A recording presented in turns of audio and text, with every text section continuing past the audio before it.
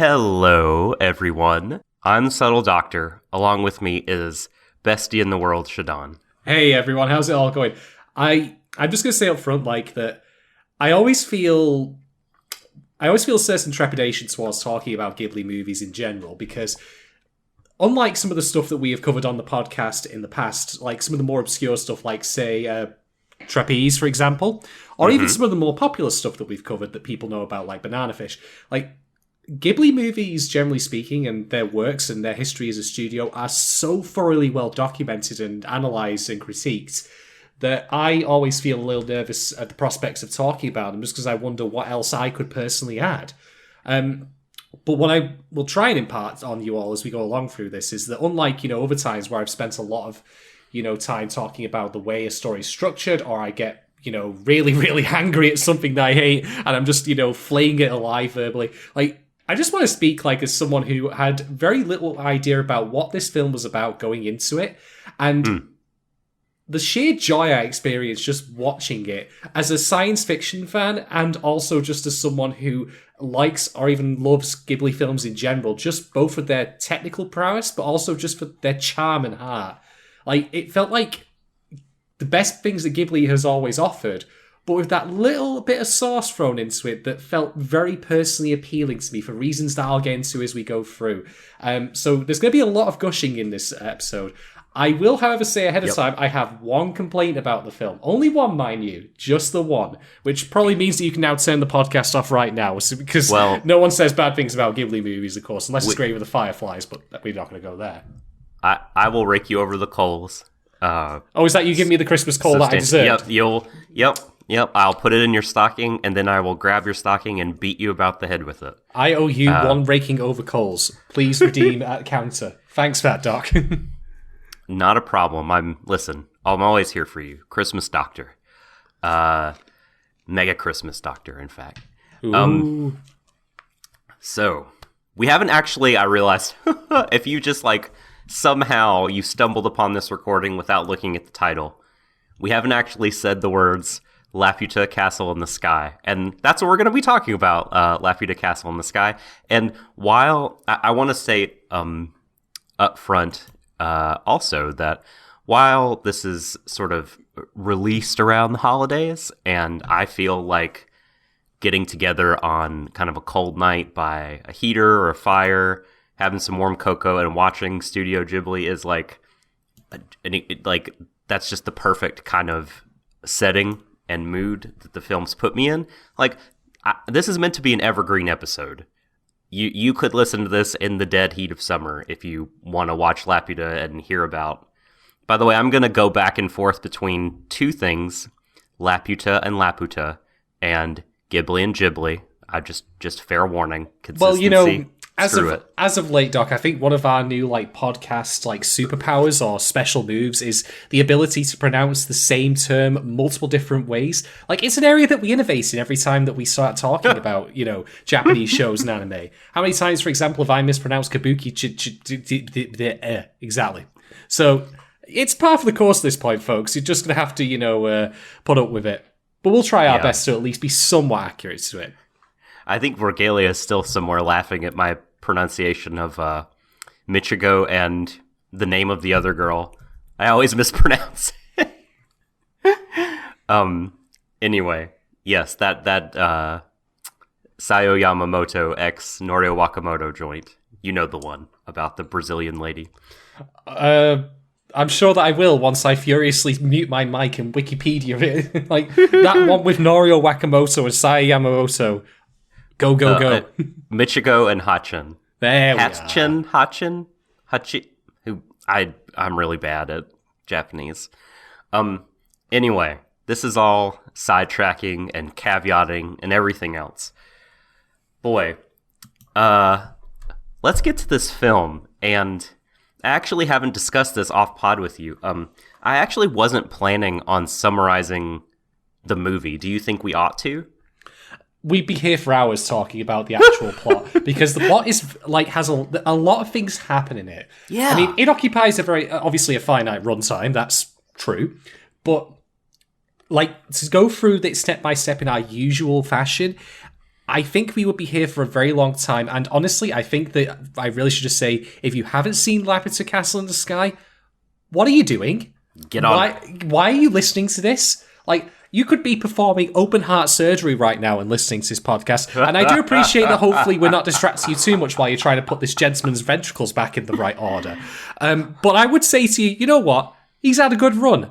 Just let him, pass away, nice and calmly and all that. And just go, pull a Doctor House and watch it on the TV screen.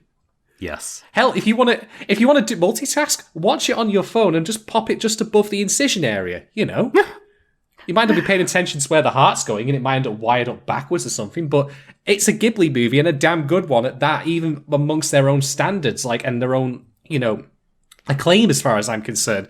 I think you can, afford to let a person die on the operating table for that. You know what? Normally, I would disagree with you, but I can't. I can't. I think let the gentleman pass on into the next life. Clearly, he'll be happier there than in our present timeline. And yeah, watch Laputa. It's incredible. So yeah, we won't summarize the movie, but we will be talking, I think, quite a bit about different ideas in it and different moments, the characters, all sorts. So spoilers, warning for spoilers if you haven't seen it. But I think even if you are spoiled, it's the kind of movie that, it sort of doesn't matter. The experience is still so, pure and really kind of pulls out of you a lot of emotions, despite kind of knowing what happens. And, as I'll talk about momentarily, if you've engaged with Japanese media, be it anime or video games, especially in the 90s, you probably can guess where Laputa's going, what the characters would be like, all kinds of things, just because of the incredible influence that this movie has had. And that's all I'll say about that for now, but shortly I'll talk specifics on that. So let me quickly offer some quick big picture stuff here about the movie, Shadon. So have you read Gulliver's Travels? Because I have not. I have not, but I actually remember, this is going to sound like the strangest tangent possible, folks, but bear with me on this. I have not read Gulliver's Travels, but I have played a certain video game, presumably, or rather, no, definitively, the greatest PC game of all time, the original Deus Ex. Why is this relevant to Laputa Castle in the Sky, you might wonder? Well, in that game, I will not bore you, Steph, with the context, the phrase Laputan machine comes up. And so I remember playing that, and that came up, and it was a reference to one of the cyborg agents who was obsolete, more machine than man. That would be Gunter specifically, if I remember his name correctly. It has been quite a while since I played Deus Ex, so please don't kill me, PC Master Race people. I will get round to playing it again eventually. It's like taking your flu jab. You've got to play it every couple of years or so just to keep yourself inoculated from the shittier games. But anyway, I remembered that, and I thought, okay, I'm going to Google this. So I looked up in Wikipedia. Now, there's no reference to Deus Ex when I put Laputa in there, because it's only a short line. But it did bring me to Gulliver's Travels, which is indeed the source for which Laputa in this film is taken from. And if I may say right now, this is not actually an unheard of thing for Studio Ghibli to source elements from particularly British fiction. If I'm not mistaken, Howl's Moving Castle is basically a note-for-note adaptation of a book by a Welsh author. I could be wrong on that because I'm not currently got the information for Howl's Moving Castle to hand. I really should have, but I do know for a fact it did come from that. And then of course there's a Secret World of Ariete, which was based on The Borrowers, if I remember correctly. The Borrowers, that's correct. Yeah, It's not unusual for Ghibli to actually borrow or take or even adapt a lot of, not even necessarily American fiction, but more British fiction in particular, or at least borrow ideas from it. They seem, particularly Miyazaki, as far as I understand it, seems very influenced by that kind of turn of the century, early sci-fi, not as we understand it these days with spaceships and pew-pew lasers, but more like, what if we could travel back in time? Or what if there were airships that could, take you across the world? Yes. The idea of exploration and discovery, I suppose, is the idea here, more so than, the elements that we would associate with sci-fi these days. not all Ghibli films are, of course, sci-fi, but they certainly feature a lot of elements where there's an encroachment of technology on a previously untarnished natural world. And that does play visually into Laputa at certain elements and certain scenes in it. So yeah, I say I've not read Gulliver's Travels, but I did read the Wikipedia article of it prior to this, and Laputa is actually only one segment of the full story. Right. And apparently, according to the Wikipedia entry on this, bear in mind this is Wikipedia, which folks don't cite this in, well, anything really, not even the podcast. Especially not in a university article or journal or, paper that you might be writing, because you will be, burned at the stake for that. Mm-hmm. I mean, you've got a choice here: have a bad grade, or you'll get murdered. Don't do that. So, in that though, they mention about how the Laputans had a very advanced society based on technology and such, and astronomy, but they were not really capable of interacting with the outside world. Indeed, a lot of the Laputan women, as I understand it, actually wanted to leave, and they were often restricted from doing so. But they also then simply abducted people from the world to come join them in their society. It's only really a stopgap in Gulliver's actual overall journey to Japan. So, without having read it, and take this assessment for the incomplete one that it is, I get the impression that Laputa itself seems more like a conceptual idea that seemed interesting just because it is interesting. I mean, come on, it's a floating city in the sky powered by technology. How does that not sound awesome immediately? It does. But a lot of Gulliver's Travels was about satire of, crazy ideas and conceptual elements that were going around at the time, particularly of the Royal Society, again, quoting from Wikipedia here. So I find it interesting that, and good actually, that in this film, Miyazaki, if he is borrowing Laputa from there wholesale, we don't actually meet a modern day Laputa who lives on the island itself, or the castle rather. We only meet two of them, and they are people who have lived amongst regular people on the, living in the earth and all that for all their lives. Laputa itself is just a forgotten element of history that in its own way for both of them comes back and changes them for the worse, as it turns out, for both of them, I would argue, but we'll come to that soon enough, I'm sure. So yes. It goes beyond being about like a sci-fi concept and just something that seems neat for the sake of it, as it would have been in the time in which Gulliver's Travels was written, because that's at the point when I say sci-fi started to really coalesce its own genre. But here it serves a more personal element. It serves it serves as a personal state for three characters, two of which are the descendants of Laputa, who we'll talk about soon, but also for the male protagonist. So I really appreciate that change based on how it was, okay, here's how we have it as a concept, as an idea, like a cool thing. Because it is cool, floating city in the sky that you have to go find. Cool. That's great, I love it.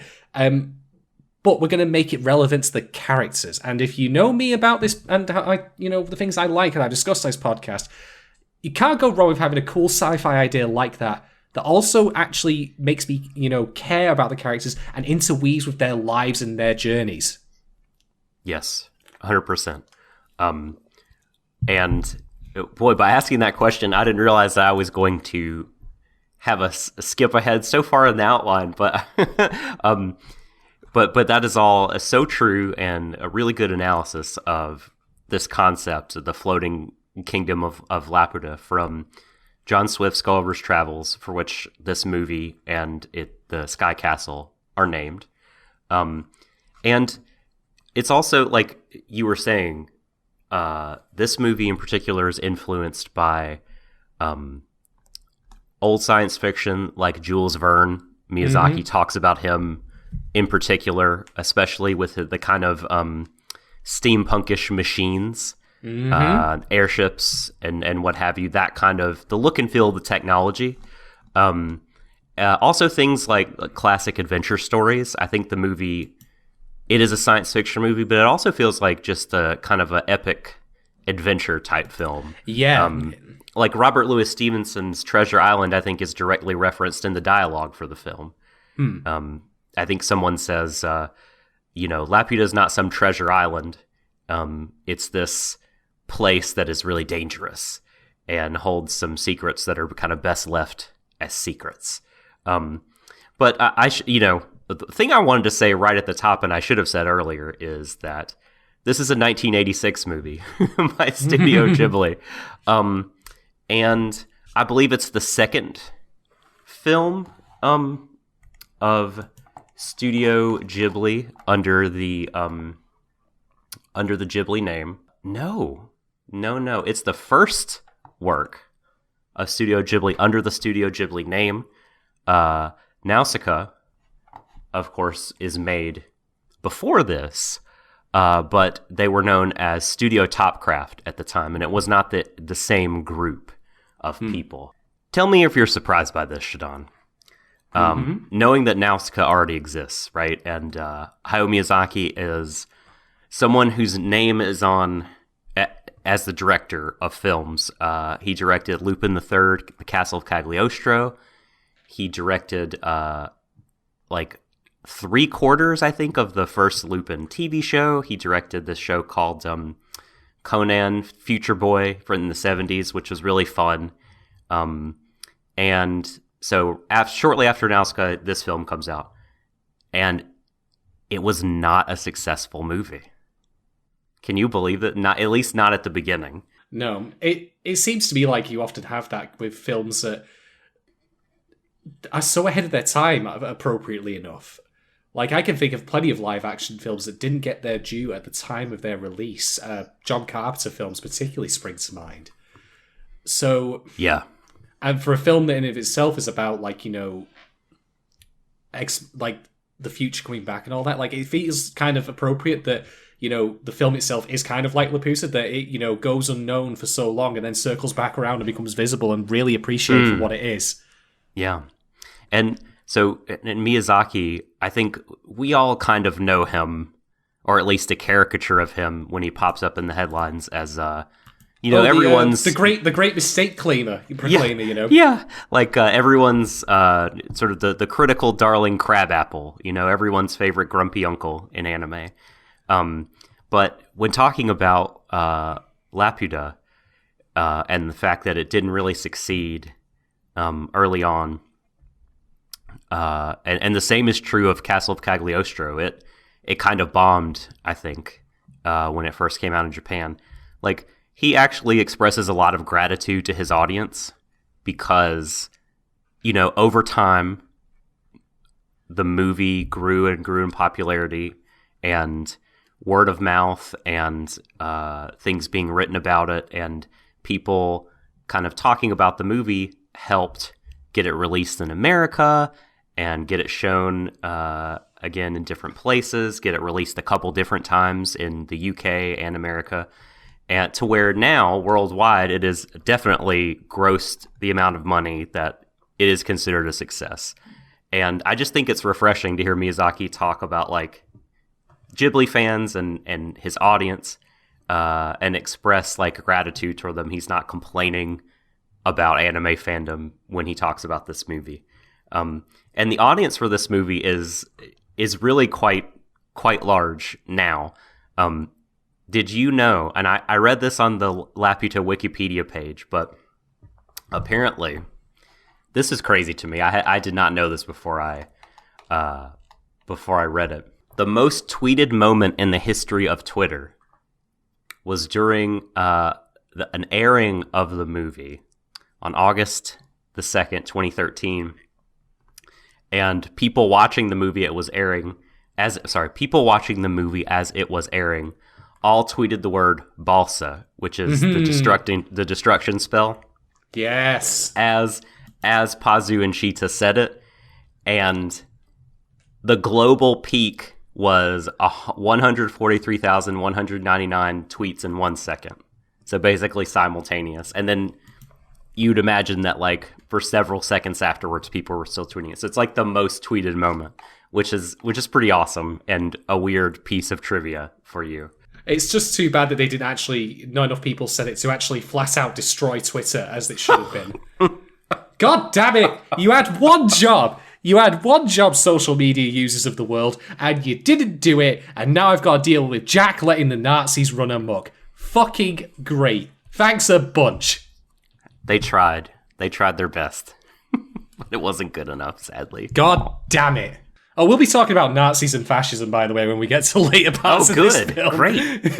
Super. I mean, come on, the army designs in this, like, I see parallels. All I'll say is that. Yeah. Oh boy. So you're griping and complaining, and we already talked about Miyazaki being a griper and complainer. So let's talk about like the what I've called in my notes the Elite Four. The big four, the big dick havers at Ghibli, the kind of core creative brain trust of the studio that made it what it was. Miyazaki-san, who we've talked about, he was the director and the writer of this film.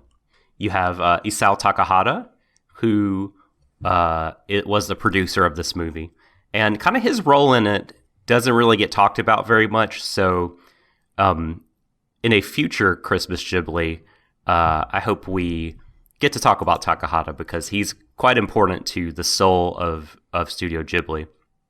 And you got the really, really freaking important Joe Hisaishi doing the music as he does for all Ghibli productions. And what a score.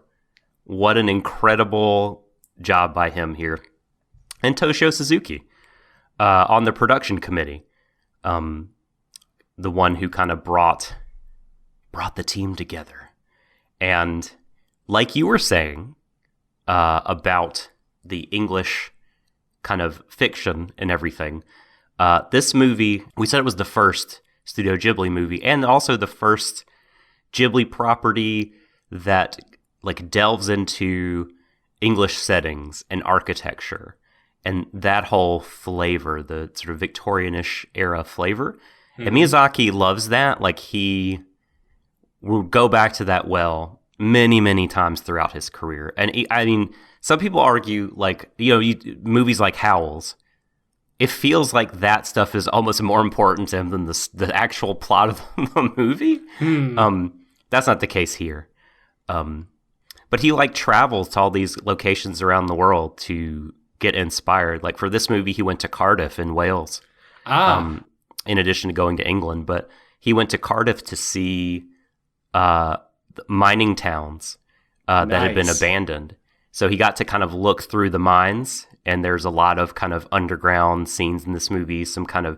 There's characters that are miners that are really important. And so he kind of wanted to get the feel of that and kind of capture that.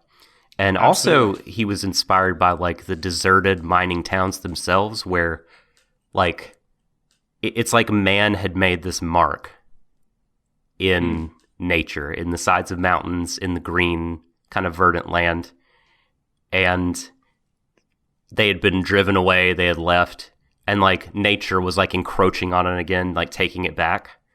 And he was really like inspired, I think, by that aesthetic. And in this movie, he finally, he said, got to create something that expressed his childhood dream of flying with the big machines. He had created like airships and stuff in Nausicaa before, but like Nausicaa had sort of a glider and things like that.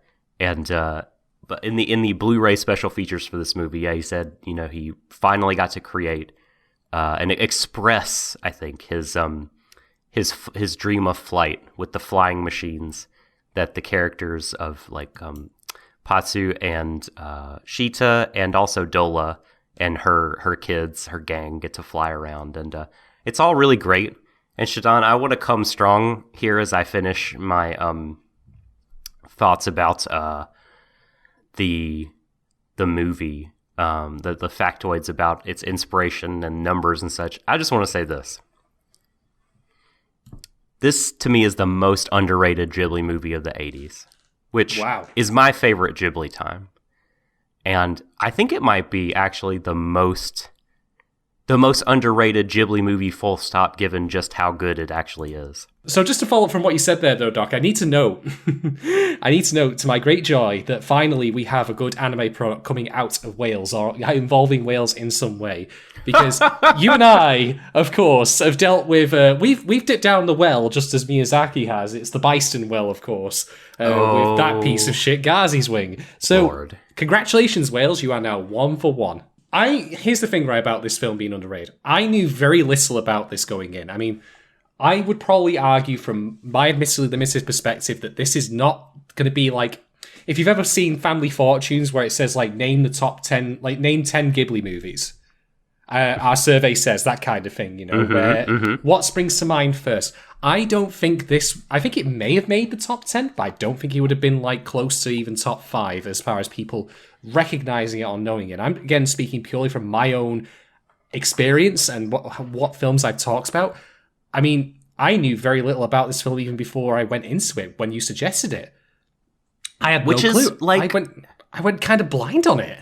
Yeah, which I think speaks to what I'm talking about. Like, the other 3 films of the decade, Nausicaa, which is like, you know, in some ways, Nausicaa and Totoro are sort of like the faces of that studio. Like, they're the most recognizable and talked about IPs. And then Kiki's Delivery Service is, I mean, you know about Kiki, you've seen, I have. You know, but you know it. Like, you know it. Like, it's these 3 other movies I feel like they get their due in the fandom for how good they are. They get talked about equivalent to their quality, but it doesn't feel like Laputa does. Well, it to me feels like also a function of time, because obviously you said this was Studio Ghibli's first film under their titular name, and like when I think of Ghibli films, I think, for example, of Ponyo and all that, but they're films that came out later, like Spirited Away. So there's already a library that's been building up and a reputation that builds over time. So part of me feels this film's relative obscurity is just a function of it being the first to come out, I suppose. I don't doubt, for example, that if this were... Let's just hypothetically speak here and say, for example, this film was never released originally, but then was redone, not in CG or anything like that, just literally think of a high-def version of it as it exists now, and was released today. I would believe that it would go down gangbusters and everyone would be talking about it.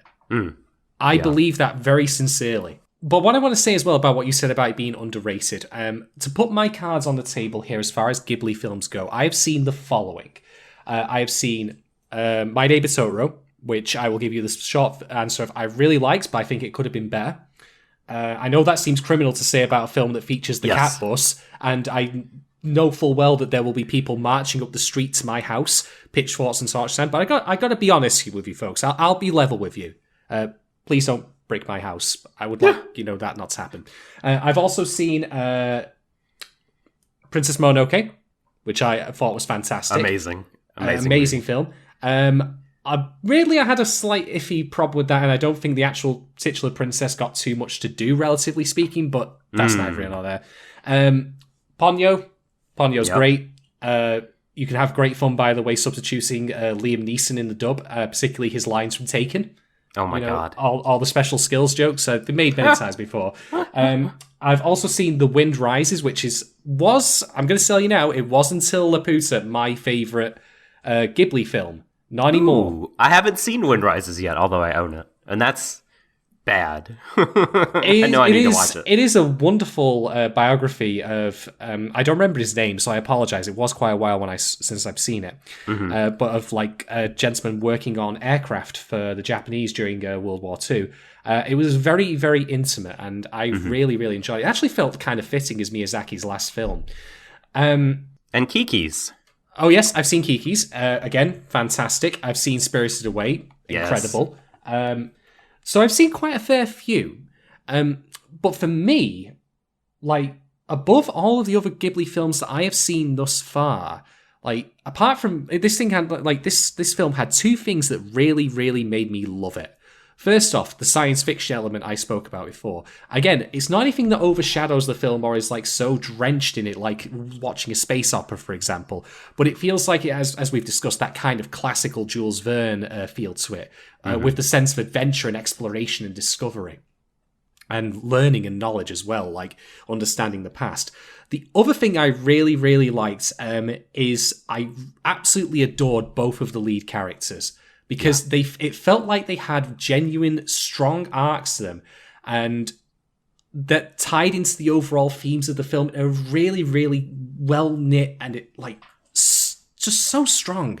I mean, Pazu, for example, like it. Maybe this is my jadedness from having watched so many shows with bitter, angry, shitty protagonists. Admittedly, to some extent, some of those shows I've seen, they use that to good effect, like 91 Days. Other shows less so, Shield Hero. But it to me just feels so refreshing to watch a character like Pazu, who is just as good as he is because he's a good person, and he's unashamed about that, and he's not like cowardly or weak or pathetic because of his morality and the fact that he just cares. But he also has his own arc of like trying to deal with the legacy left behind of his father. That he was believed to be a crackpot, and how he comes to terms with that, but how he doesn't let it overshadow his desire to protect Shisa and her own arc as well of like dealing with her own legacy and how she wants nothing to do with it. She doesn't want to be defined by the horrific past that she believes Laputa represents, although it's more complicated than that. There's so much good stuff here. Like, I'm not saying that Studio Ghibli films in general aren't character-driven, and I've certainly seen in individual, animes, for example, better character work than what we get in here, which is not to say what we get here is bad, far from it. But to me, this feels like the best example of, strong character-driven stuff that I've seen in a Ghibli film thus far. Now, granted, you could very well disagree with me, and I'm totally cool with that. But yeah, everything just kind of hit the right note for me on this film. With again the one exception, which I'll cover later. That's a relief to me because I sort of thought your issue might be that the characters are sort of too perfect and not flawed enough, and so don't grow. But I don't agree with that. I'm glad that you don't. I don't feel that. I don't feel that. I mean, I would rather have because obviously we have the villains in this film, and indeed it's the pirates who have the moral change. Their moral compass turns around, so that way they actually want to help. I love those guys. They're good. Great. And the film so subtly shifts from them being the initial villains. The framing of it, I've just got to say, the opening of this film and up until the credits start playing is just flawless. It's absolutely fucking flawless because it gives you everything you need to get you on board. You've got just enough information to determine who you believe to be the good guys and the bad guys. But there are events that happen in, the point in which Sheeta's trying to escape from the airship that make you question what's going on and want to learn more. For example, why does she knock out the agent who's looking after her in her cabin? Is he not, her guardian? What's going on here? What about the pendant? And then the pendant saves her life as she descends back to Earth. There's enough going on here that is not immediately explained, and it doesn't dump tons and tons of exposition on you. It just gets going right into the gorgeously animated Ghibli action. It's probably one of the best cold opens to an animated feature I have ever seen. Yeah. About Muska, I believe, the antagonist, who remains the antagonist throughout. So did you know he's, in the English dub, he's voiced by Mark Hamill? I read that. I was waiting for you to talk about that. And I suppose that's fitting, because Mark Hamill himself has voiced the Joker. That's probably arguably his most famous role beyond being Luke Skywalker. Indeed. So I haven't, admittedly, I'll put my cards and say, well, listen to the dub version yet. I've only watched the sub one. But I can buy him being a good fit for that. Totally. And, But I will talk about really quickly the differences between the sub and dub, because there are. But I just want to quickly say, thinking about the other Hayao Miyazaki movies, and Ghibli, and by the way, I forgot earlier when listing my Ghibli movies of the 80s to include Grave of the Fireflies. Apologies. I've not seen that yet. We've demonstrated here for you how Isao Takahata is ignored so often when you're talking about Ghibli. I feel a very strong reluctance to watch that film for a Oh, I variety know. of Me reasons. too. I haven't seen it either, just because I'm going to need to be in a very specific mood to want to watch that, because I have a very good idea of what it's about and how it ends. Yeah. I'll need to have just won the lottery, I think. What, are you too happy and you want to make yourself miserable? Well, I know the wounds won't be so deep because I'll just be thinking the whole time, like, this is really sad, but I have millions of dollars. Oh, shit. But these other movies, right? Totoro, Kiki's, Nausicaa. There's not really another human antagonist in these movies. Like Nausicaa, of course, like the planet, like nature as such, is the antagonist. And well, I guess you could say there's, I can't remember her name, but there's kind of the lady general of the other army. But I sort of take objection to that, because calling her an antagonist, just because in the Nausicaa manga, she's like a sort of alternate protagonist. And the characterization is the same. It's just not complete in the film. So you just are thinking, oh, well, she's sort of antagonist-ish. But Muska here, I think, is one of the only examples of these I think the only example in these early movies. Maybe, I don't know, as I'm looking through the list, I'm not Mononoke had two. One was Lady of course, Ibushi.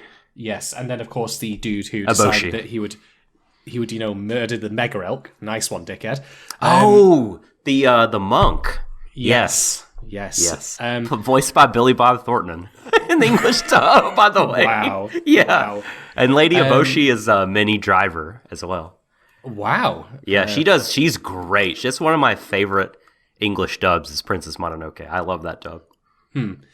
You are right in that I think that a lot of the antagonistic forces in a lot of Ghibli films don't tend to be people necessarily. They tend to be ideas or ways of thinking. And that's certainly the case here. I suppose since we're talking about Muska, maybe I should get the criticism out of the way now, so that way I don't end up, finishing on it later, because there's so much I want to gush about. Oh, okay. Well, can I quickly, since we brought up Mark Hamill, can I just really quickly, before we talk Muska, talk about sub v dub really quickly? Because these are just changes I want to list off and get your reaction to, since you haven't seen the dub.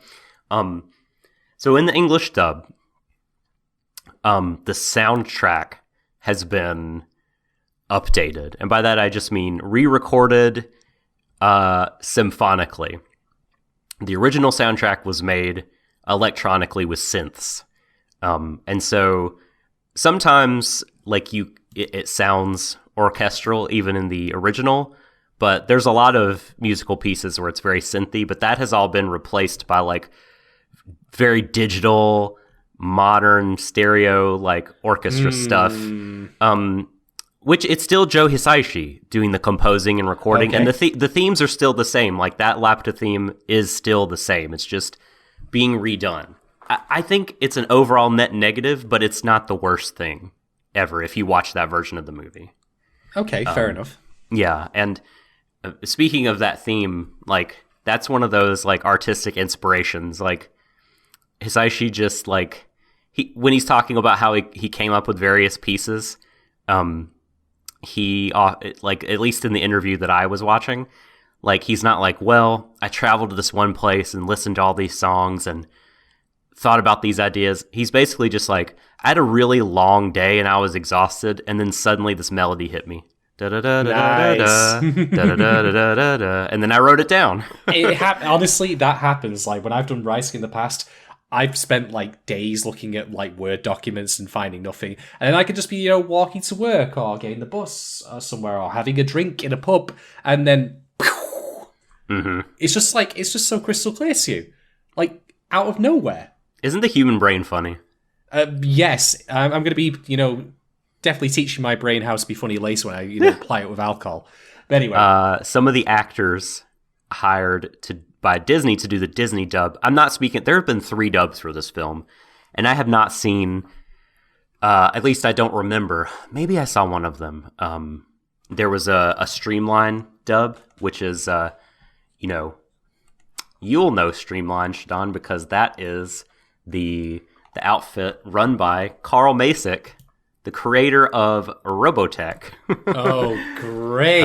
Acquired by Harmony Gold.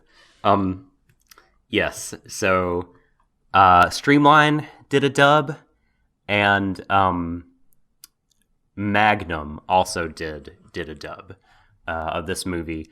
Pretty close to when it came out. Like, so it's an 86 film, and I think these first dubs were in like 1989.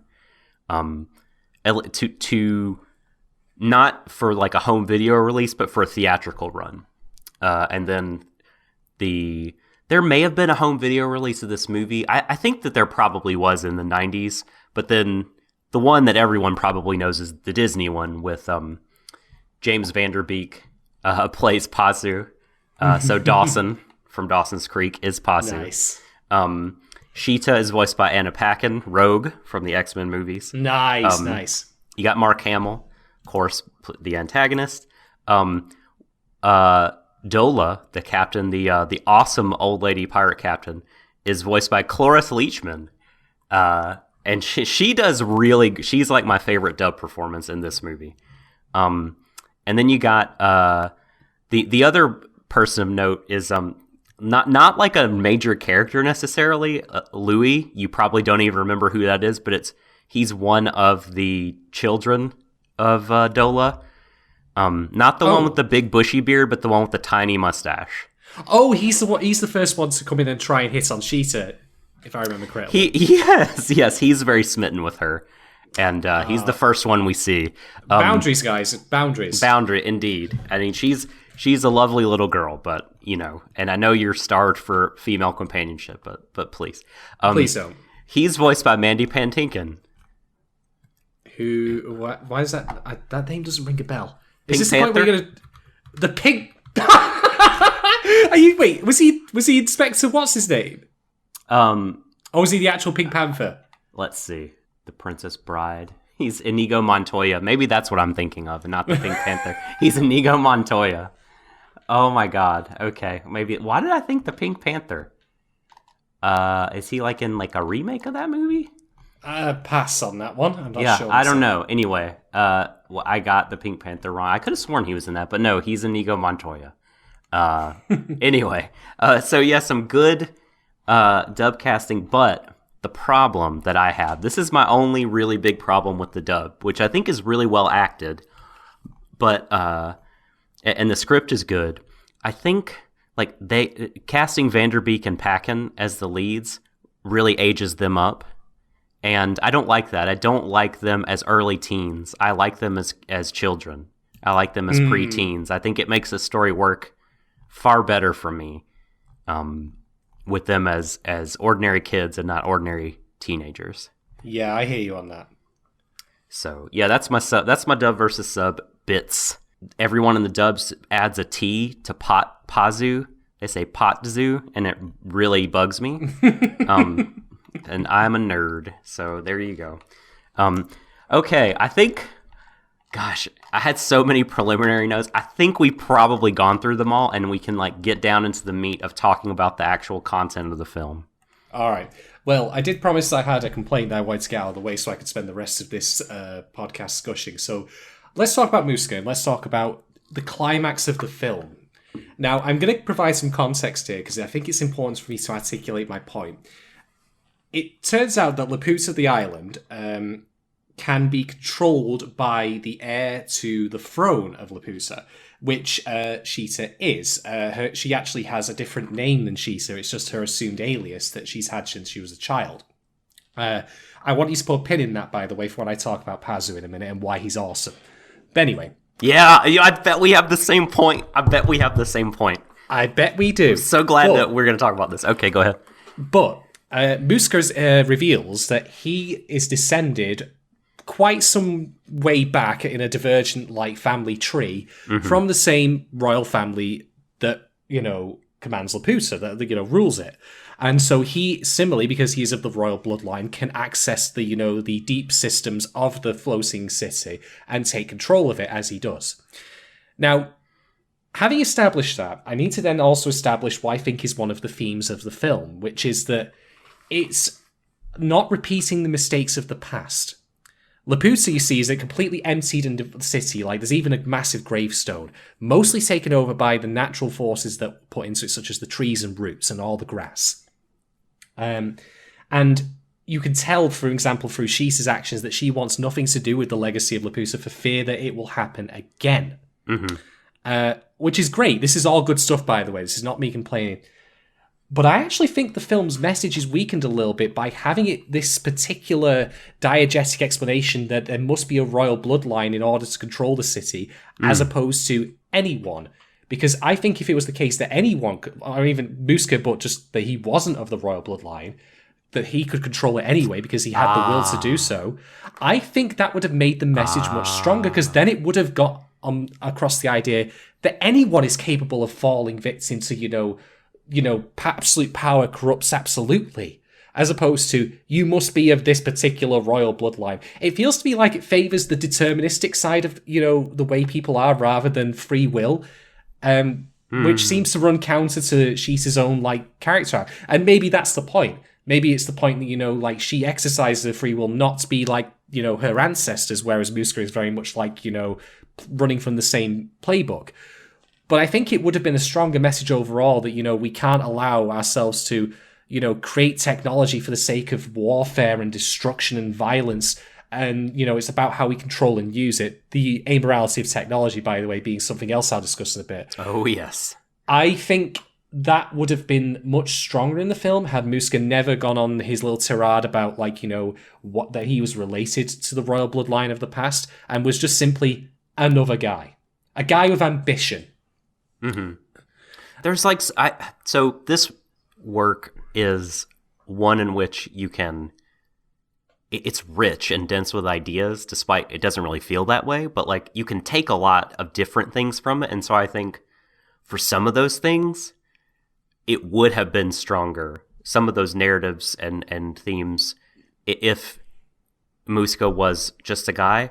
But for others, I think it's stronger that he is of royal blood because, he is sort of painted as kind of the opposite of Shita, like someone who did not kind of not learn from the mistakes of the past, but kind of see it for what it really is. He is obsessed with it, with legacy, and will pursue it at any cost, human life being a big part of the cost for him.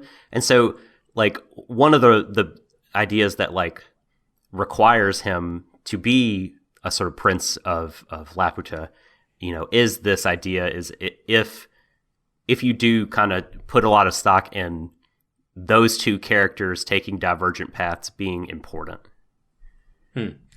Yeah, I agree. But I still agree with you too, though, Shadon, that most of the big ideas that I really liked from the movie, I think, are ideas about humanity as such. You know what I mean? That don't that suffer a bit from him needing to be a certain person rather than just anybody.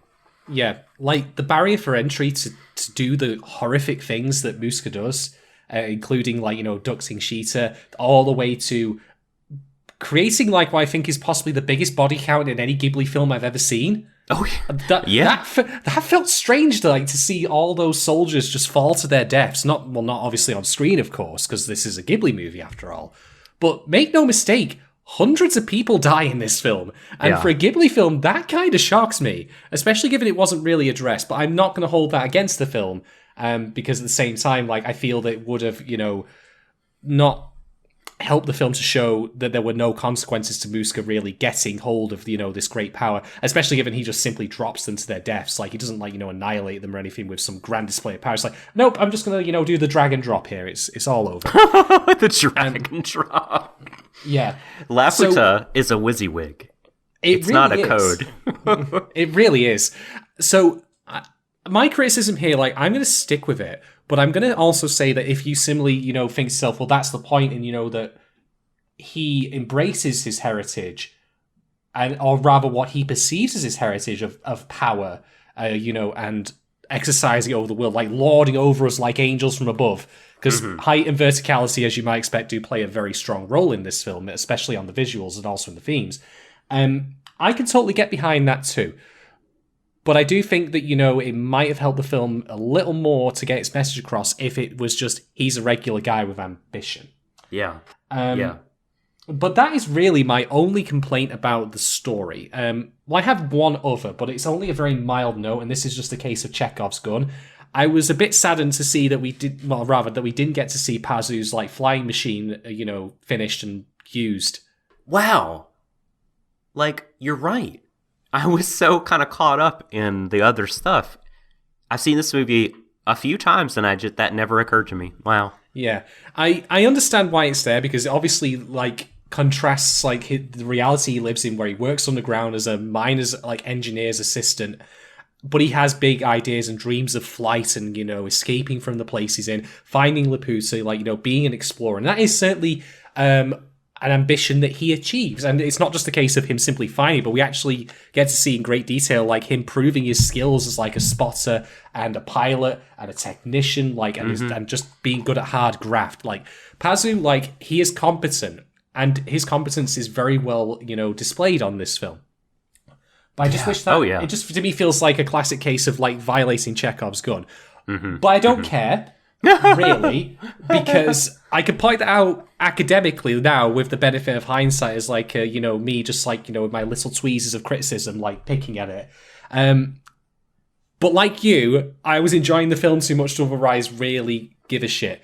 It's only the Muska stuff that bothered me, and I'll say also why it bothered me, because it was to me way too much telling not showing, because he's just like, here's the exposition dump of me like telling you I'm of the royal bloodline. I'm like, totally. Okay. Fine. It's not even like they're closely related, like they're long lost brother and sister, or like, uncle and niece, for example. They're just distaff like relatives, like diverged several centuries in the past. And I think that if you were going to go that element, maybe again, you might want to put them closer in terms of being family, like genealogically. To help sell that as being a bit more personal, rather than, to me, what it feels like is in an answer to a question that didn't need to be asked in the first place, which is, why does Muska know all the things he does, and why can he use the stone? And why can he use the technology? When, again, one of the rules of writing fiction is, it can be what it needs to be.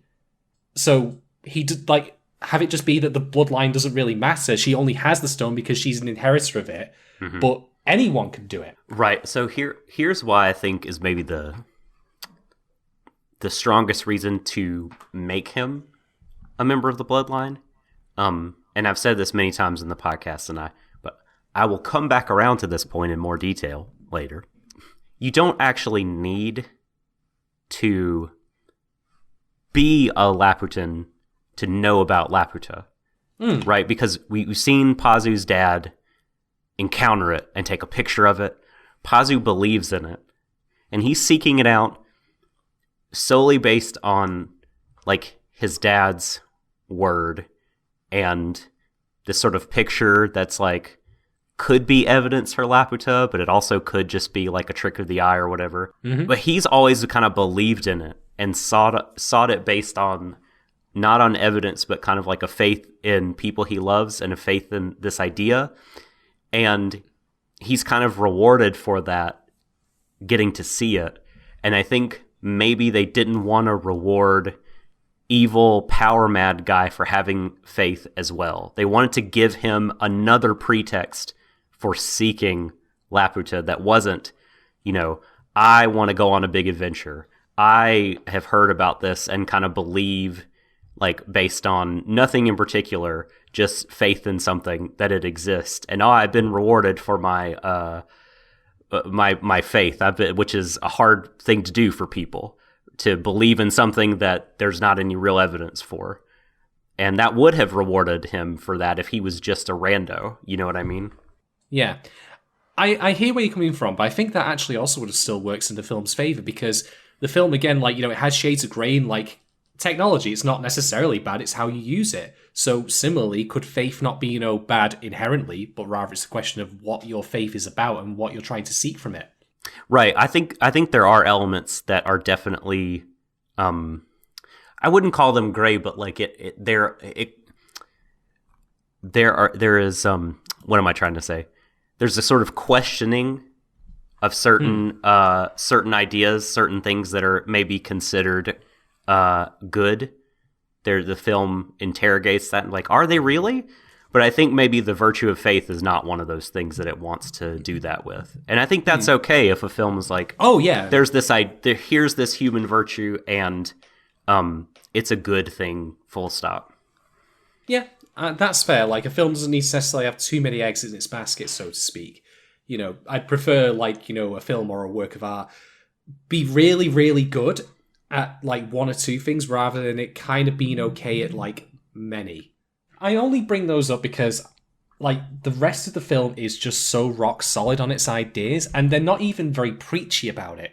No. There's a certain subtlety about it that I really, really love. Like, it would be all too easy, like, you know, I mean, let me just hypothetically or just conjure up this alternate version, this inferior version of Laputa. Imagine if Sheeta and Pazu had an older companion, like the mom, or something like that. And, you know, she was just there, like, when they're in the garden where the gravestone is.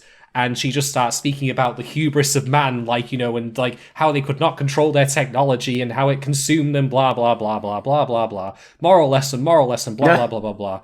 That kind of thing. Uh-huh. You could see that happening in a less deftly handled version of this story.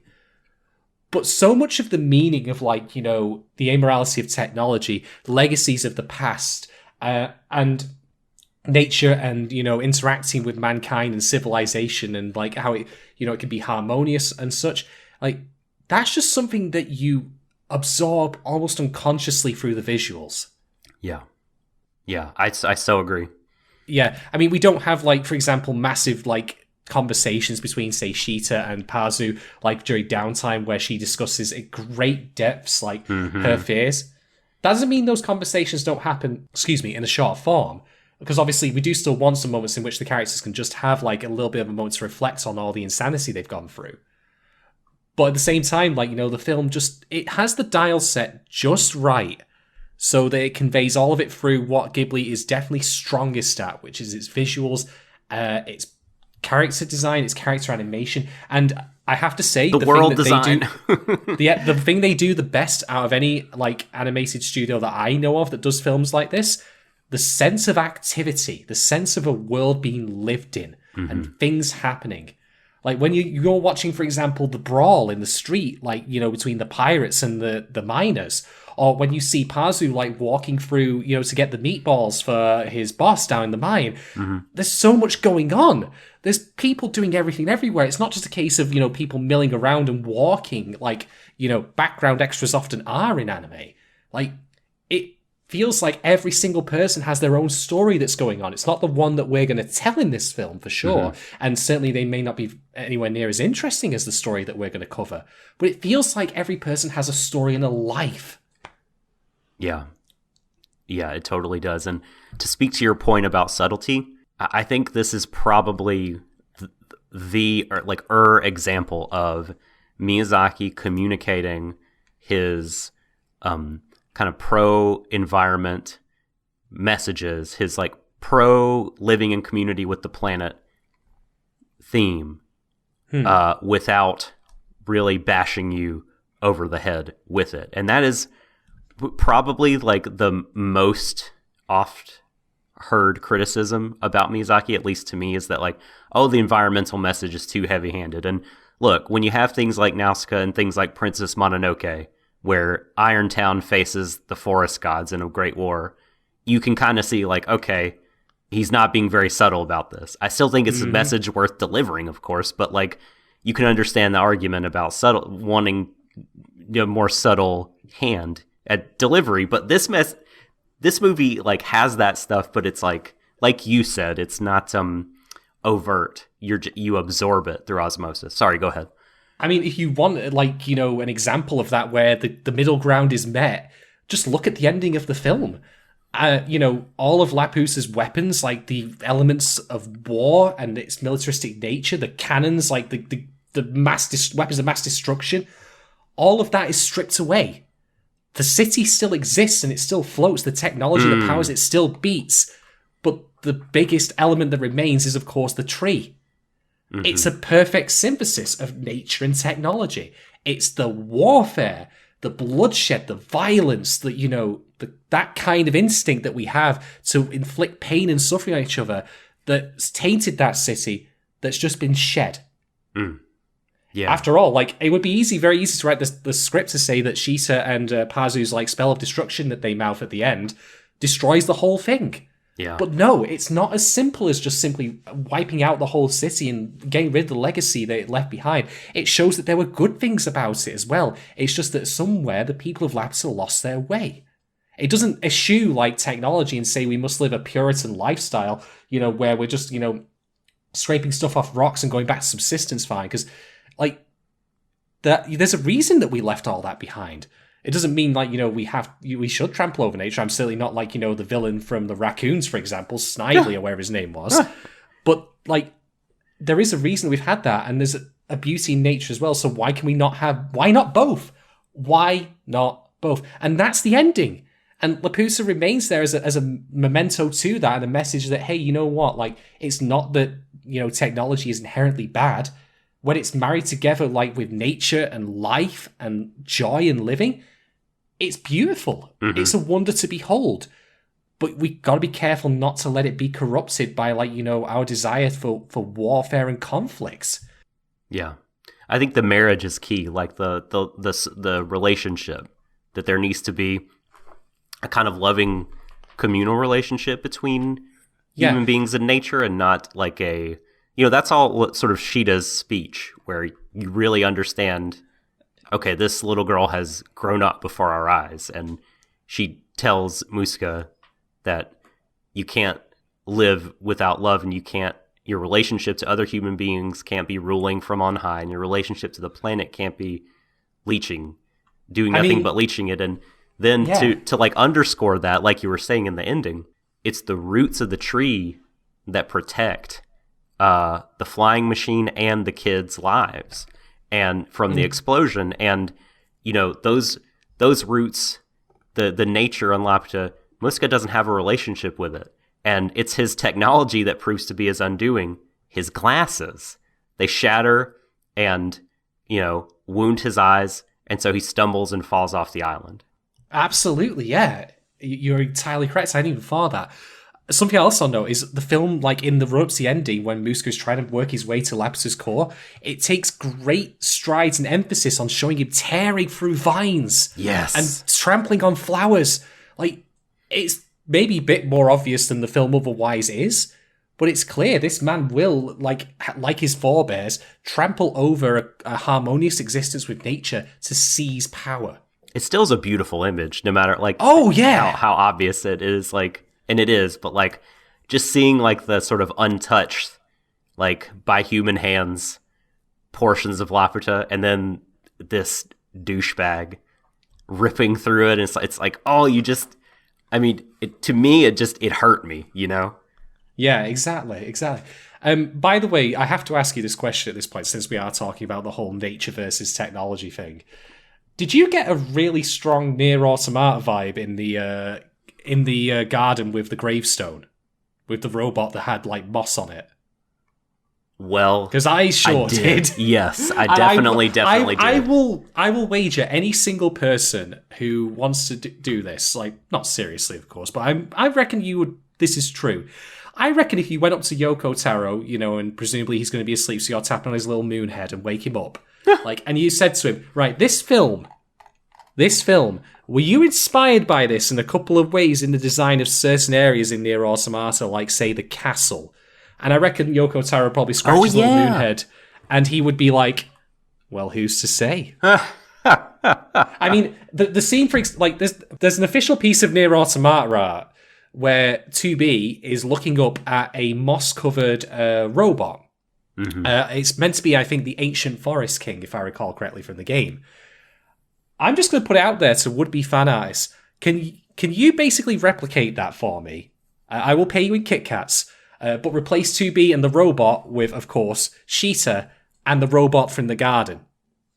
Because it's got the exact same mood and vibe to it. I haven't even finished Nier Automata, and I can totally see the influence of that. And I was going to save this until the end, but what the hell, Shadon? Let's talk about it now. Let's talk about the Laputa effect. Man. I know what you're about to talk about, and I'm just going to throw out there. I thought to myself, this feels like I'm watching, like, the base story of a JRPG. Oh my gosh, it so does. Like, I mean, yeah. I'll tell you this for free, right? In Final Fantasy VII, there's a particular feat. Well, there's tons of great music in that, because of course there is. But there's the song that plays when you get to the City of the Ancients. You can hear the cries of the planet, I think it's called.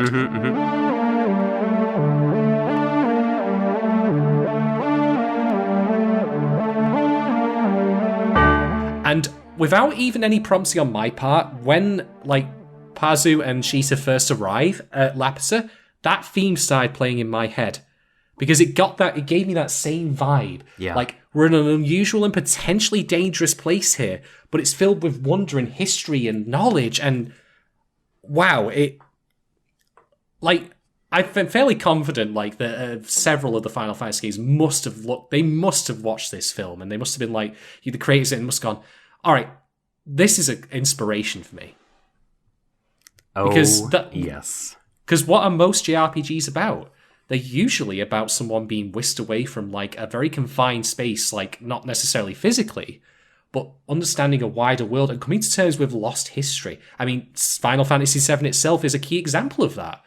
Sure, the confined space is Midgard. It's not like, a tiny little mining town, but then look at the towns throughout, like, the rest of the game, like Karn, for example. Mm-hmm.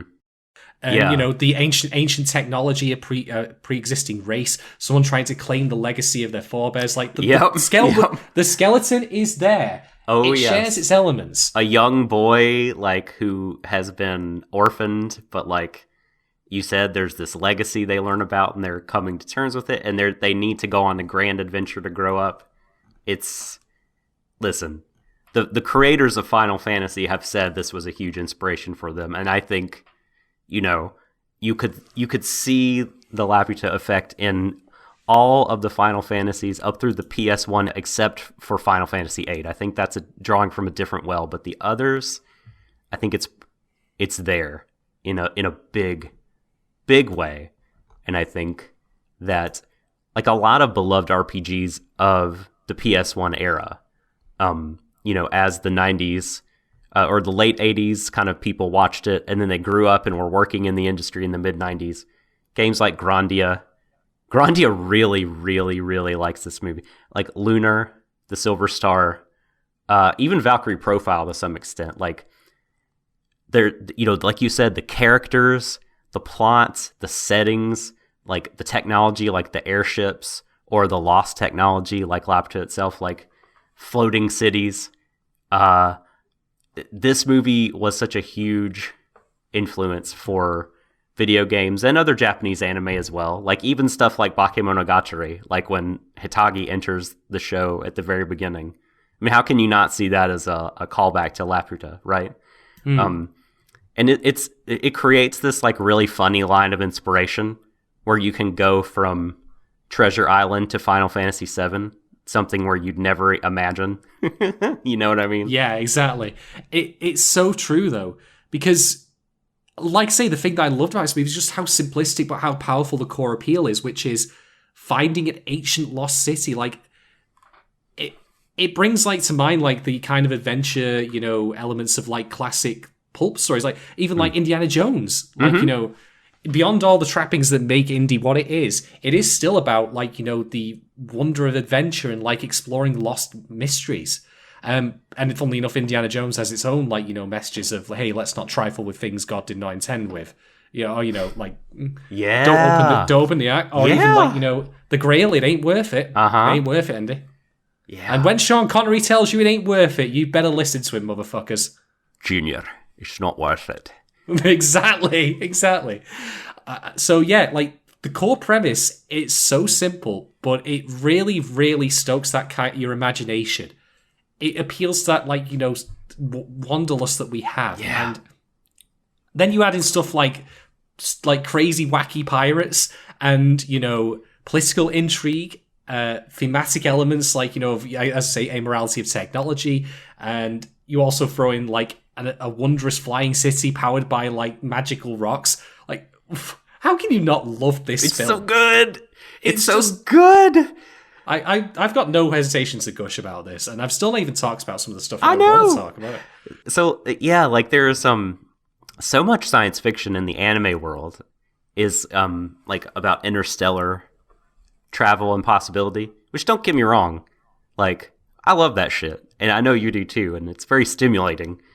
Just not enough of this, like this kind of science fiction. At least it doesn't come across my radar. So if I'm missing a lot of Laputa-esque stuff from current day, please, Warui Deshou listeners, let me know. May I talk about my first kind of big thematic point?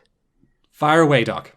Okay, so this may sound odd to some ears, but I think the world of Laputa is a very postmodern world. I think it's a very postmodern film, and this, again, may sound really weird because, you know, when most people think about postmodernism, they think about like the works of Jacques Derrida, Richard Rorty, Michel Foucault, Lacan. They think about like critical theory. They think about like the center does not hold, flip the binaries, you know, meaninglessness and that sort of stuff. But what I mean is very like basic, non-jargony kind of thing here, that it is postmodern. Like before all these really complex post-structuralist, postmodern like things began to proliferate, the weather vane in kind of Western thought really began to point away from modernism towards postmodernism. Like when humanity began questioning something I often hear referred to as the modern project, which is kind of this Enlightenment era kind of thing, this way of looking at history and humans' place in the universe and history as like, you know, the eternal march of progress. Technology is unquestionably good, and forever and ever it will continue evolving, and it is this thing that will only be beneficial and helpful to us. Progress, we should always... don't think about should. Don't think about should. Progress is just going to move forward, and you got to get on the train, because that's what this world is ethics. about. Who gives a shit about ethics? Jettison that shit. No one cares. Take your wishy-washy morality and shove it, you little pencil-necked twerp. Jeff Goldblum not having a good moment right now, but insert Ian Malcolm here saying, you know, you were too preoccupied with whether or not you could, but you didn't stop to think about whether you should. We don't get enough opportunities to quote that incredible scene on this show. I feel like it could apply to Kabukiyo Sherlock, that's for sure. Oh my god. Wow. But am I wrong though? You're not. No, you're not. You're not wrong at all. As long as they don't slap you on a lunchbox. Well. Oh, wait. Indeed. Yes, please. Please. So, but like now though, like the world of Laputa, like the characters of it, Shita, Pazu, like they know that there's a more insidious side to technology, to progress, that, you know, you talked about it being amoral, that progress and technological advancement unchecked by human beings, ethical considerations, you know, human input, it can lead to these unintentionally bad consequences for us, for anyone and everyone. And I think that that's what makes this movie post-modern in a really basic sense, is that it is questioning that whole thing.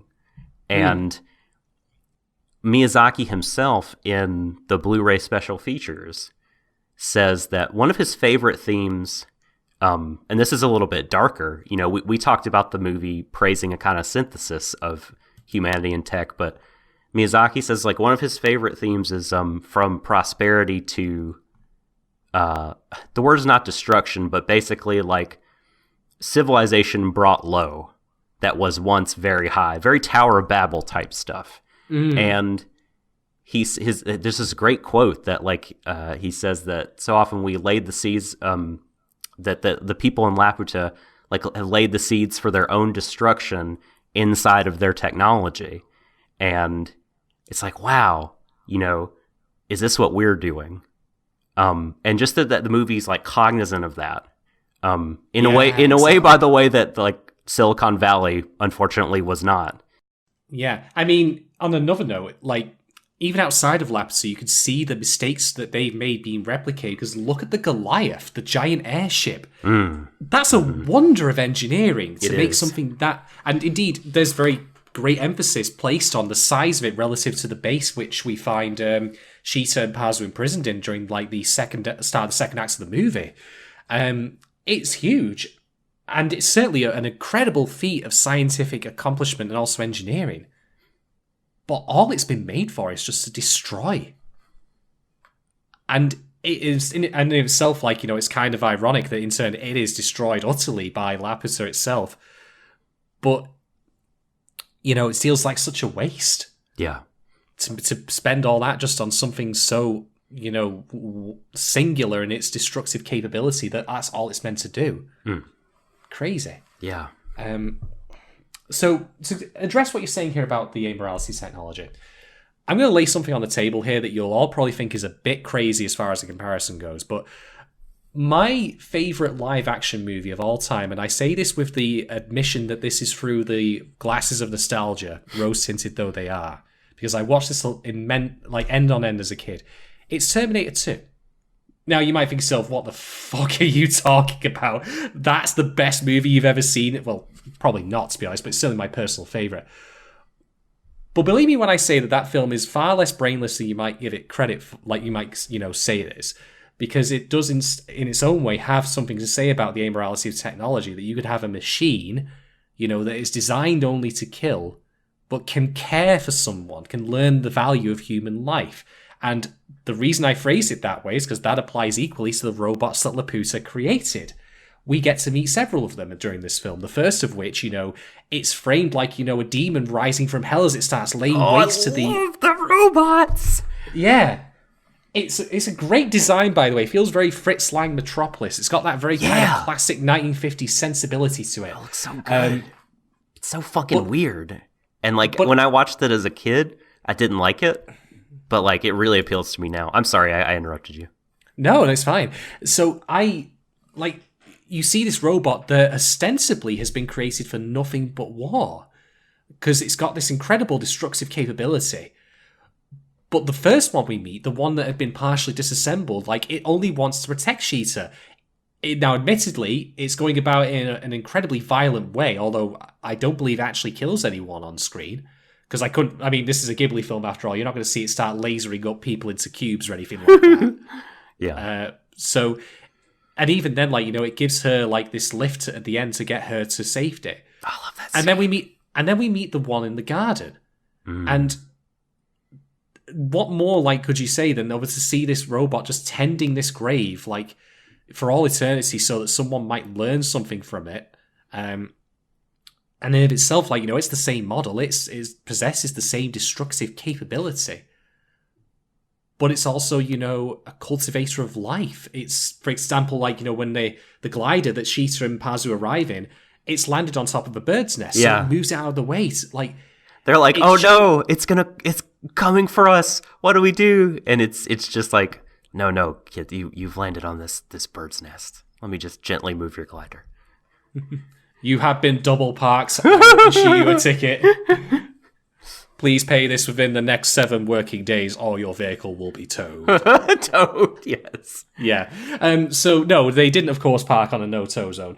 But that's the point, though. Like, the robot, the evil, or evils, rather, the robots are capable of, are nothing to do with the way they're built. Mostly, I'll cover that in just a moment, but for the most part, it's nothing to do with the way they're constructed physically. It is the instructions and that we give them. This is why I'm comparing it to the Terminator, because obviously the first two films in the Terminator franchise, you have evil Arnie and you have good Arnie. They are identical in every way, shape, or form, with the exception of what they have been programmed with by their creators. And this is, again, like ties into just a surface level examination of why I love those films so much. Because it's not about, like, progress itself is not necessarily a bad thing, but it must be, you know, conducted with an eye towards compassion and ethics and morality. Yeah. And so, like, the robots in Laputa, for example, are an example of that. They are capable of doing great things. They save, you know, the first one saves Sheeta's life. The second one, you know, is a gardener. And only, you know, at the end, when we see all the others flying off, do we see, like, what they could potentially do. But that's only because Muska is telling them to do that. They're not doing that of their own will. Mm-hmm. They are under his orders. And that extends to Laputa itself. Now, a flying city like that, I'm not going to wax lyrical on the actual practical benefits of doing that. I'm not going to bore you all, Steph, with that dry bullshit. But it is worth noting that Laputa does indeed feature weapons of mass destruction on its underside, that thing that nukes the sea. Now, I'm not going to say that that itself can be retooled like the robots can to do something good, but it is something that did not exist beforehand. It existentially, it is a human creation, and it was built with that purpose. It didn't spring out from the earth.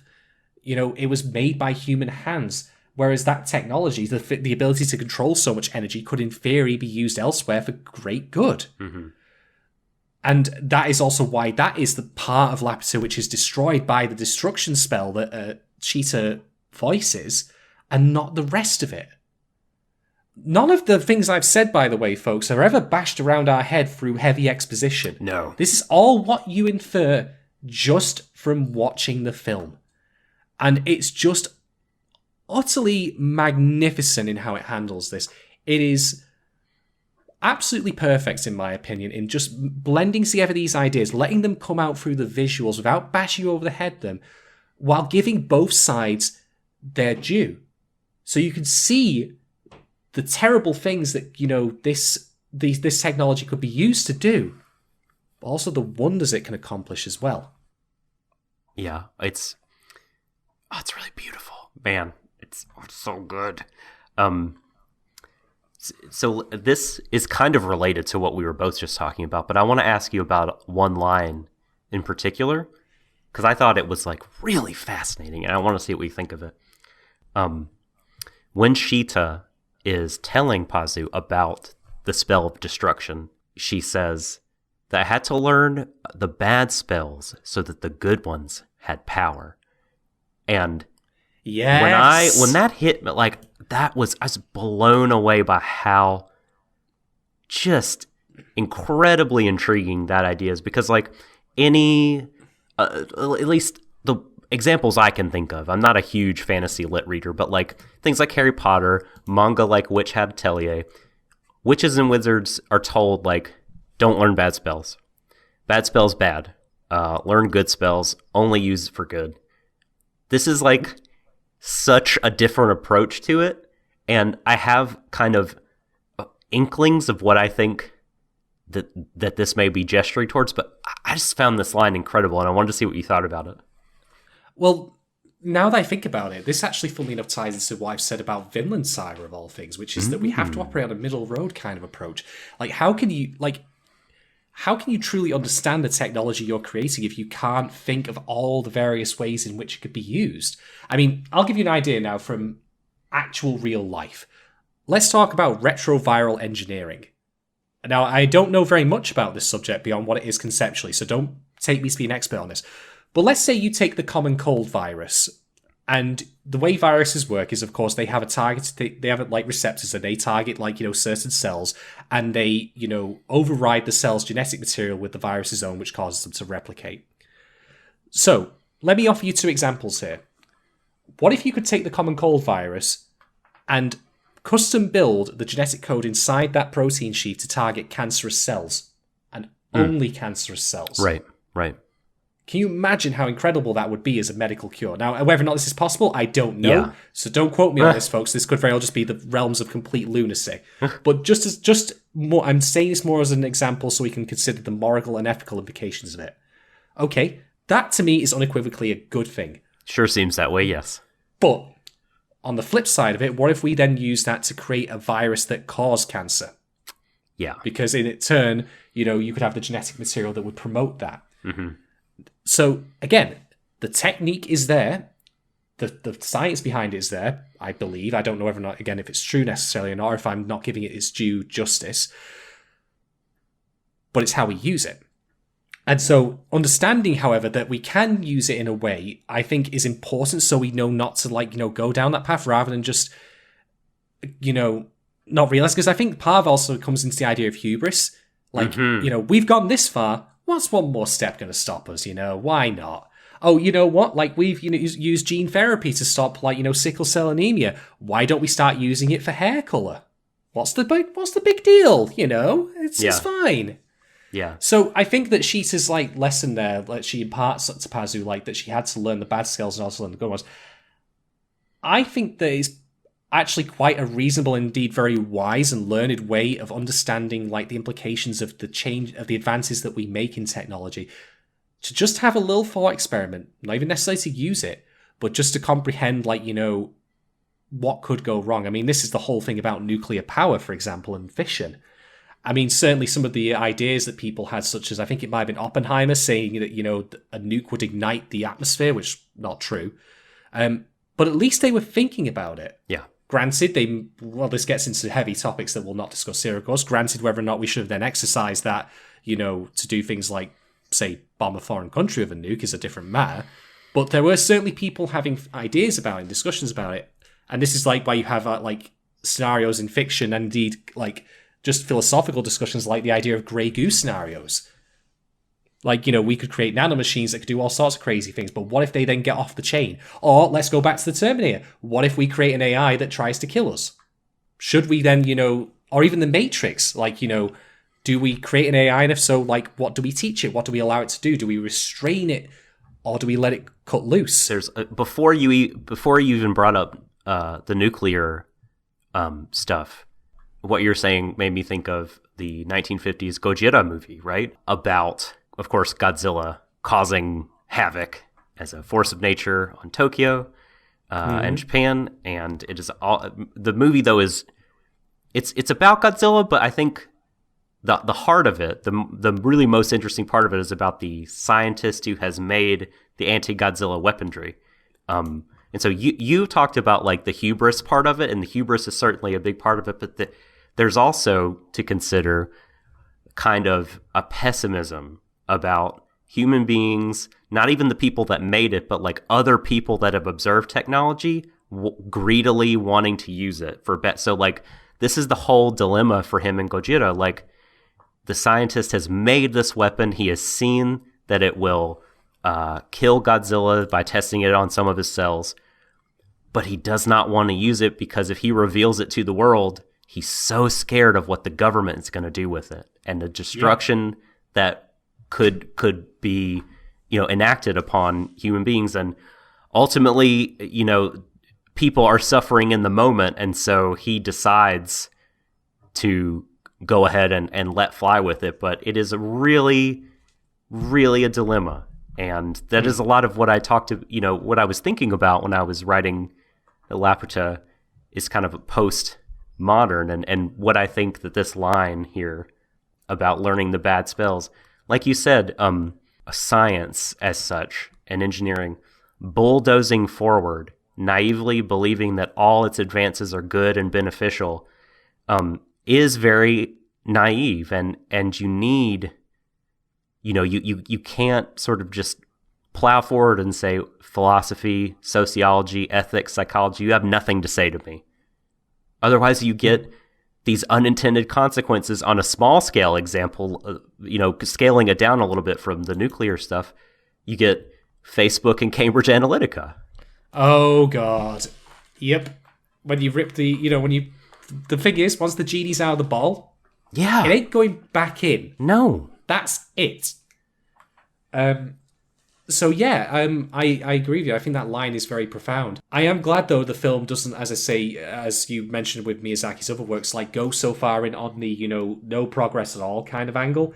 Progress is fine if it is measured and controlled and planned and with an eye to making our lives better. Mm-hmm. It's hard to disagree with that, given the reality we live in and how much we kind of depend on modern medicine and transportation and telecommunications, and it's hard to argue that there's not good that can come from it, for sure. But Miyazaki does such a great job always of, I think, saying, hey, be careful. We must be careful. We must be mindful. I'm just waiting for my big, city in the sky. When are we going to get that, folks? When is that coming? Yeah, when is that coming? I'll move there. I mean, admittedly, then again, though, even for a more direct example in more recent work of fiction, when that was about, what about Bioshock Infinite? Oh, man. I haven't finished Bioshock Infinite. I played the first one to completion, and I started Infinite, but didn't finish it. Bioshock itself is also an example of that, Like, a city with noble intentions that tries to break away from, restrictions and... what was it called? What was the city Rapture. called? Thank you, yes. Rapture. Yes. Andrew... Ryan. Thank you. It's coming back to me. Yeah, this film, I'm Sander fucking Cohen. Sorry, I just had to say it. Oh, Jesus Christ. This film, I really appreciate. Just think about what you and I are talking about right now. It's got us to just think about and draw out so much from it. Even though it says, and when I say says, I mean as in directly verbalizes it, very little. But there's so much behind all of it that I really, really love. And you know what? Something else I should mention? For all that we don't know the Laputans' ultimate fate, really, we don't know why they died out. We don't even get any flashbacks to their fall of their civilization, which I'm actually think is a good thing, by the way. Yeah. But note that they have a gravestone, a monument to what happened. Even the Laputans, the last ones who remained before they abandoned the city and presumably went off to live on the Earth, which led to, of course, Shisa and Muska coming to be. Even they learned, before they left that floating city, had a moment of hindsight, a moment to reflect and realize on the tragedy of it. And maybe that itself serves as the warning that we should not repeat the same mistakes of the past. Wow, yeah. So really quick, well, I say really quick. It won't be really quick. Anyway, I want to compare this work in particular of Miyazaki's to Yoshiyuki Tomino. His work around the same time. Yep, Mr. Gundam, another... as he introduced himself to the ladies. Yeah, right. Another prominent member of the team of, crab apples. Everyone's favorite cranky people in anime. He's definitely the Jack of that deck of cards, I think. But so he has made, by this point, Mobile Suit Gundam. He's made Space Runaway Ideon, and he has made... in fact, it may be still airing when this movie comes out, Zeta Gundam. It started in 85, and Zeta Gundam is 50 episodes, so I imagine it ran into 86, at least to some degree. And those stories, especially the Gundam ones, are a lot about adults kind of screwing up the world for future generations. Mm-hmm. Tomino is, and still thanks to this, boomers, thanks a fucking bunch. Tomino is still to this day very much adults can't be trusted. By the way, when we get the new Laputa dub where Shisa says to Muska, "Okay, boomer," after he gives all of his long screed. We definitely need that. I'm dating the fuck out of this podcast, but I don't care. We need to kickstart this fandom. But yeah, Tomino very much I'm going to make this anime and kids will get it, but adults will be confused by it because they're bad. Miyazaki has, leveled, I think, criticisms in some of his movies against the sort of older generation. But I think this movie, though, think about how, the mining village treats Pazu, and Sheeta. Like, they're so protective and so supportive of these kids. Like, when these other adults show up and are looking for Sheeta, a girl that these villagers barely know, questioning Pazu, very aggressive. You know, there certainly would be people like Tomino, or if you were gonna sort of think about how this would play out in real life, you'd be like, other adult, I trust what you're saying because you, like me, are an adult. And I don't trust the word of kids as much because, well, they exaggerate and they lie and da-da-da-da. But, like, no way. Like, they are unquestioningly, like, loyal to their people, to Pazu. Even though he's, like, an orphan, like, this village is so together. And this is really, really refreshing to see, like, that, again, despite being an orphan, and Sheeta, too, like, this mining village, like, it's like their family. Like, they really quickly become their family, and the pirates too, in their own way. Yeah, I mean, the real enemy of the film, like, if you want to go beyond Muska, is the government. Like, it cares nothing for individual lives. It's supposedly meant to be there to protect you, but in reality, it's not. It's there to serve its own ends, to plunder. I mentioned before, like, about the Germanic stylization of the soldiers of the government. I don't remember the name of the nation offhand. But they are, of course, pillaged, like, they're stealing treasure. Like, this is why I mentioned the Nazi thing, because that was something the Nazis were big into, stealing, stealing and plundering the wealth of, like, conquered nations, like, robbing them of their, like, national heritage. Yeah, let's take all this art. Yeah. Now, I'll grant you, the pirates do get away with their own loot in the end from Laputa, but, like, I'm willing to let that slide in their instance simply because they, were willing in the end to actually help Sheeta and the others when the chips came down to it. As opposed to, although I suppose you can then also make the argument that maybe the pirates of the government are no different, we can, at least in terms of their original aims, which is, we just want to be filthy rich. We just want to steal. We want to take things for ourselves. The only thing to note there, of course, is that for Muska, he has no interest in material wealth. He wants power, but it's something he's still stealing that does not really belong to him. Inheritance be damned. So yeah, but the Germanic influence is not lost on me on that, and I see it for what it is, which is, again, like, that the government is an uncaring, unfeeling, entity that only serves its own interests. But it counters that, of course, is the family unit and just the community. Of the miners, like, they all look out for each other. Yeah, they're like this sort of encapsulation of, like, maybe kind of the idyllic or idealistic, rather, sort of vision that Miyazaki would like all of kind of humanity to be about. And there's this, like, pessimistic, contrast that togetherness with some of the pessimistic kind of portrayals of certain people and maybe implications that the movie's making about, like, humanity in general. It's really interesting. It may seem contrary, but I think both of them have their place and have their say here. Those actually, ideas. Go ahead. If I may point something out, when did this film come out again? Or rather, when did Miyazaki visit Wales? It came out in 1986, and so he would have been, years prior to that. I'm not sure exactly the date that he traveled there. Well, mid-80s, I guess. Because I just had a bit of my old British history come back to mind, and this ties into the government being, the villains here. Ooh. Because the miners' strikes were a big thing in 1984 and 1985 in the United Kingdom.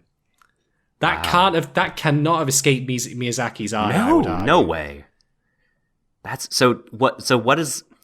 What are the minor strikes? Can you give a little bit of context? Because I don't know about this. My knowledge of this is a bit sketchy, so I'm just pulling up the Wikipedia article now, so I apologise again for relying on that too much. But this was, the miners of basically the country as, like, coal collieries and coal mines were starting to be shut down. They were becoming obsolete in a sense. And this was, the miners striking against the government, which was at the time run by everyone's, God, how do I put this politely? Everyone's favourite spawn of darkness, Margaret Thatcher recently resurrected as Theresa May. But anyway, yeah. Who herself was wanting to, destroy or rather greatly weaken the idea of trade unions. I'm sure she would have gone down a treat in modern times, but thankfully she's dead. Fuck her. Anyway, I have no love for the Tory party, folks, in case you were wondering, although I hope that would be obvious at this point. The strikes were essentially for, to try and, maintain the way of life that these people had, because whole towns were built around collieries and coal mines. So once they go, what's left? You yourself said that Miyazaki was impressed by, or rather it was impressed on him, the abandoned, villages, for example. Yeah. So, that was part of it. I mean, I've given a very, very basic overview of it, but I cannot, imagine that didn't go unnoticed by Miyazaki when he made this movie, and that, I think, ties a little bit into the way the government is portrayed. Indeed, note, the distinction between the army and what I presume is the government's equivalent of MI6 or the Secret Service, as represented by Muska. They're trench coat wearing agents, always wearing glasses. They're inhuman, characters, who are there ostensibly to do what's best for you, but they know what's best for you, or rather, they want you to believe that. So that's only a minor element. It's not a big part of the film, because the miners themselves, they are only really there in the first acts. Yeah, but they have fallen on hard times. Mm-hmm. Yeah, exactly. In the Wikipedia article I'm noticing here, in 1994, Grimethorpe, which was a big coal mine town, was the poorest settlement in the United Kingdom as a result of its closure. Wow. Thanks, Thatcher. Man, I hope you're boiling in Satan's piss right now. Just saying. Oh, man. Oh, Maggie. That's a very polite thing for me to say about her. I'm sure many people could say much worse. They probably could. Yeah. Definitely. Yeah. All right. So if we may move on, if now's a good time as any. Absolutely. I want to talk about Pazu more, because Pazu is one of my favorite protagonists I've come across recently. Just because, as I've said before, he's unreservedly heroic. He feels like he embodies that kind of best adventurous quality of characters in pulp novels like that, where they're all kind of swashbuckling and all that, and he really has his eyes on the prize of going into the sky and all that, and searching for Laputa. But he doesn't let that get in the way of his basic desire to care for Sheeta and just for others, going back to rescue the pirates, for example, when they're captured. They had served their purpose to at that point, and they don't come back to help him later, but he does it anyway because he's just that kind of a good person. And now onto the point, in fact, I'm going to let you put it out there, because you yourself said that we very well might have the same point about Pazu and, Sheeta's name. Well, why don't you put it out there? Because I bet you will articulate it in a better way. Oh, you give me too much credit, man, But okay, bear in mind everything I've said about Sheeta being very, very, upset at the legacy that she wants nothing to do with. If Laputa just simply remained in the film itself, of course, a work of fiction, I think she'd be very happy with that. If it turned out it was just only ever a fairy tale, great. I don't want anything to do with this bloodstained legacy. I just want to live my life.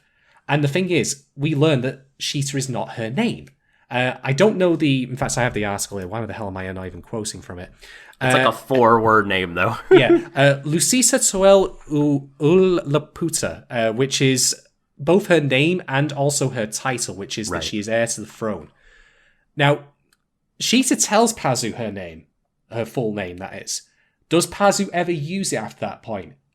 No. Nope. He knows her as, the person that he's seen her as. That she's just a regular girl who just wants to live a normal life, and he's willing to call her by that name that she introduced originally, because that's the person he knows, not this ruler of a country that he, knows of because of his father. For all that he has ambitions of finding Laputa, meeting someone who is technically Laputan royalty should, you'd think, be a massive deal for him. Mm-hmm. It would be a source of pride for him. Say, hey, father, look at this. Not only have I, am I going to find Laputa, but I've actually met someone who, is from there. But that's secondary just to caring about her and looking after her and keeping her safe, both from the pirates and the government when they're both after them simultaneously. Like, Pazu's taking on the world here, and he doesn't break a sweat over it. And again, it's not something that Pazu ever, like, goes, like, all in on explaining why he's doing never. it. He just does it. Because, you know, he is like the miners there. Like, he's earnest, he's tough, he's got his principles, but he just gives a shit about people. That's why I find him, again, so refreshing, even though, like, you know, this film is quite old. Because at some point, it feels like we've lost a certain amount of that with a lot of modern anime. Now, that doesn't mean that there aren't places, you know, for protagonists who are more cold, or, you know, who have, like, dark backstories, like, you know, where they act in, like, violent or, you know, morally dubious ways. I'm not saying that, but, you know, just having a character who can do all the things that Pazu does, despite, like, having his cheek almost blown off. Like, holy shit. Like, they throw a grenade after him, and then he's climbing over the underside of Laputa itself on vines in a way that would make Nathan Drake go, I ain't touching that shit. Dude, it totally made me think of, by the way, the end of Empire Strikes Back. when Luke is hanging off of Cloud City. And, man, you're right. You know, has to be picked up by the Falcon. It's like, oh my gosh. Like, some of those scenes, like, whenever those characters get close to cliffs or, like, are dancing around them or starting to fall, like, it's legitimately scary to me just because the animation, I get caught up in it. I know. I will say this about Laputa, like, you know, it is an OSHA violation of the highest order. Holy shit, can we put some guardrails on there, guys? You know? Like, can you imagine, like, you know, just like you've got a nursery class out there in that garden that we see at the end, and they're just playing, and then one of them just comes up and, like, grabs the teacher's skirt and just, like, starts playing and says, Miss, Billy fell. Okay, did he scrape his knee? Not yet. He will get. Yeah. No, you don't understand, teacher. He's fallen off the edge of the world. And then they've got that, like, workplace accident sign. It's been 0 days since a child fell off the edge of the sea. Gotta erase whatever's up there. 0 days now. Oh God, man. Well, look, I'm super glad that you like Pazu, because and both the two leads, because I think at least when I was younger and saw this movie, I think there were a lot of people, and probably still are, that they would level that accusation at the movie, like, well, the characters are a little too perfect, they're a little boring, they're not flawed or whatever. I just want to address that and just say, look, the two leads, they're kids. They are kids, okay? Like, part of their kind of quote-unquote flaws as characters, their imperfections, I think is a better word. They're kids. They're young. They're easily, what's the word I'm looking for? Like, overpowered? Overpowered, yes. They're easily overpowered. They can't kind of do everything physically that they'd want to do. They have to rely on people like these pirates. So I think that is enough of a disadvantage for them. And even, like, setting that aside, I think that they still do grow in the movie. Like, Pazu, it remains courageous throughout the movie, but he's so headstrong at the beginning and so kind of set on proving his father right. But I think by the end of the movie, he cares less about people knowing that his dad wasn't a crackpot and more about protecting this lady he cares about. You're so right. Like, that is his initial goal. But, like, if you think about it, at the very end, he may or may not have known that Sheeta's destruction spell, it could have, well, first off, it was going to result in both of their deaths more than likely. Mm-hmm. I mean, I was certainly thinking that. Me too. And Ghibli, it is a Ghibli film, so, you know, with a bit of, you know, knowledge, like, ahead of time, you probably think so, okay, no, they're going to live. But I think that as they perceived it, it would be their deaths, but they wanted to do it anyway. So not only was Pazu willing to sacrifice himself, he was also willing to destroy Laputa, the thing that would have proven his father's innocence and, like, you know, redeemed his history. And funnily enough, that actually ties in with Sheeta's own thing, in that destroying Laputa in itself, it is a redemption of its history. So he was willing to do both those things, to both, you know, sacrifice his own life and at the same time, completely remove any chance for his father to be redeemed in the eyes of, like, history and the world and the community that he came from. Mm-hmm. And it was all because he just cared about her and recognized that what she needed and the world needed was more important than him. Like, Laputa, as it existed with all the weapons that it had, it could not be allowed to continue if people like Muska existed. And actually, that ties again to the idea I had of, where I don't think Muska should have been a member of the royal bloodline, because then then the threat could have just been solved by killing him. Mm-hmm. Mm-hmm. But that's not written all there. Right. I don't mind the characters being written as they are in this case, because I think that they serve as an object lesson versus the actual genuine flaws that are of the flaws not so much in characters, but they're of legacies, expectations, and, the nature of humankind as a group or as a concept, rather than it being individuals.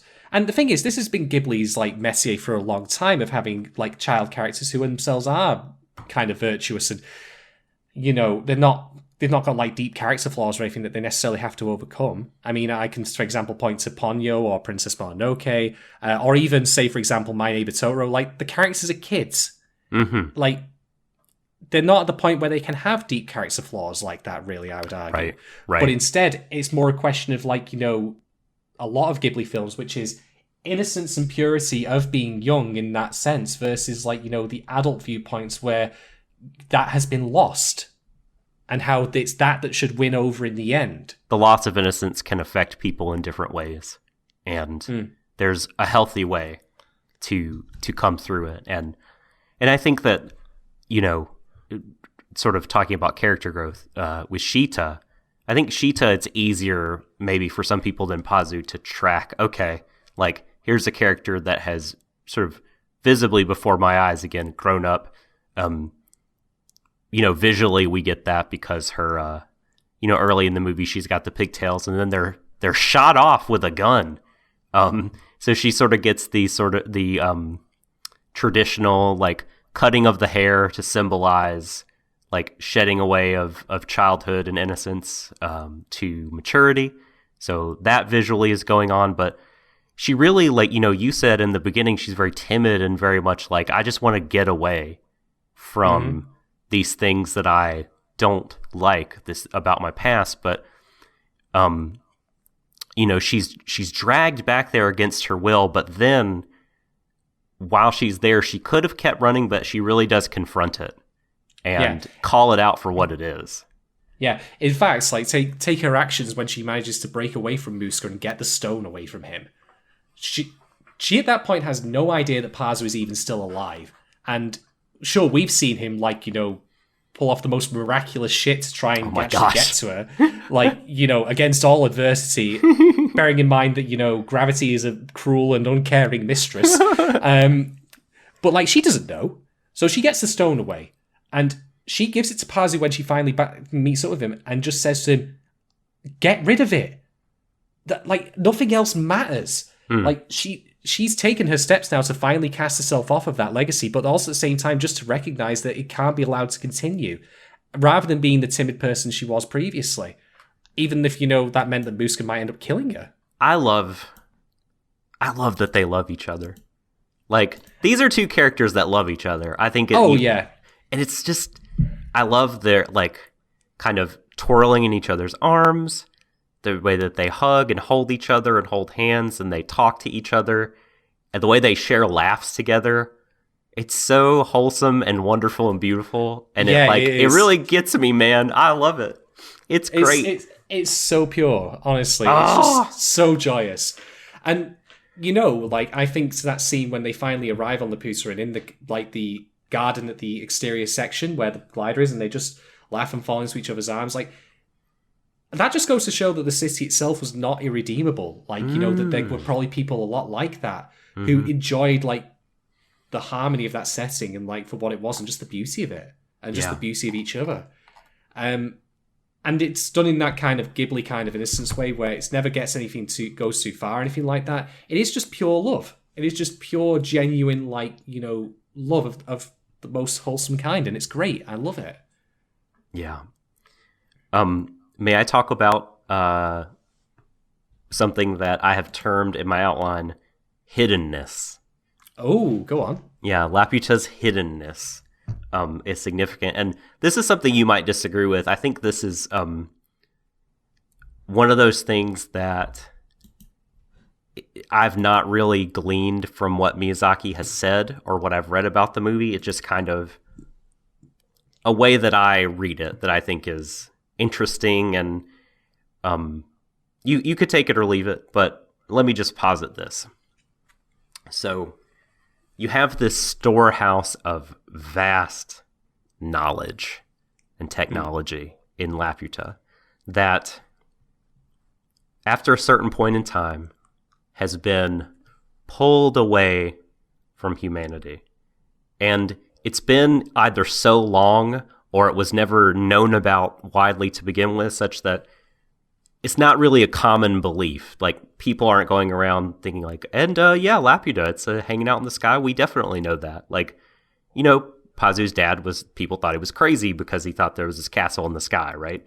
It is something that has been taken away from us because human beings have and could potentially again use the technology and the knowledge contained therein for ill, for bad. I think it's interesting to think about like how people come to find it, particularly Pazu.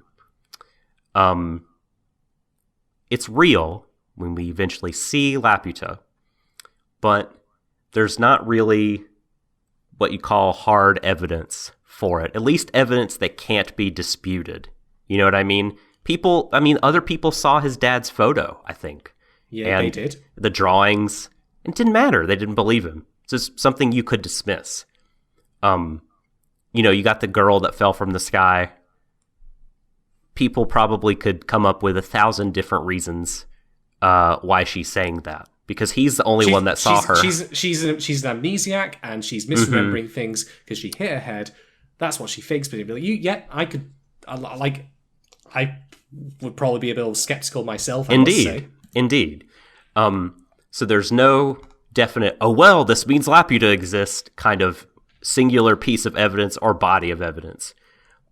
But these different, like, little things, right? This picture, the girl, the fact that there's this other person that believed it, these are the kinds of evidence that suit your case if you already believe it exists. So the ordinary people that are not Laputans, that find Laputa, are not people who wait and are skeptical and don't believe until it shows itself to them. They are people that already believe, they have the presupposition of belief, and then they seek it out and they find it. You believe it, then you can find it. It's not going to, again, reveal itself to you. It's not something you're going to find because you were this reasonable person and you weighed all the evidences and you're like, okay, we can conclude it exists, definitely, or, probably. And it's kind of amazing because you have something like that and it really does exist. Like, people go there, people find it. It was a real thing. But you need to believe in it in the first place to seek it out. And so I feel like that you could read into that, again, like an endorsement of faith. Not anything in particular, but just the idea of faith. So I think you could say, like, this is like a very sort of pro-faith kind of presentation of Laputa and Pazu here. Yeah, I agree, because how long do you reckon he was waiting to finally have something, evidence given to him that would then... I mean, he's clearly been working on the flying machine, for example, for quite a while, and he was definitely going to, utilize it. I mean, we've... How shall I say? We've been covering a show that is indeed about a concept of a place far away. That people have faith in existing and is in itself. Yeah, you know where I'm going with this. So I can totally believe that as well.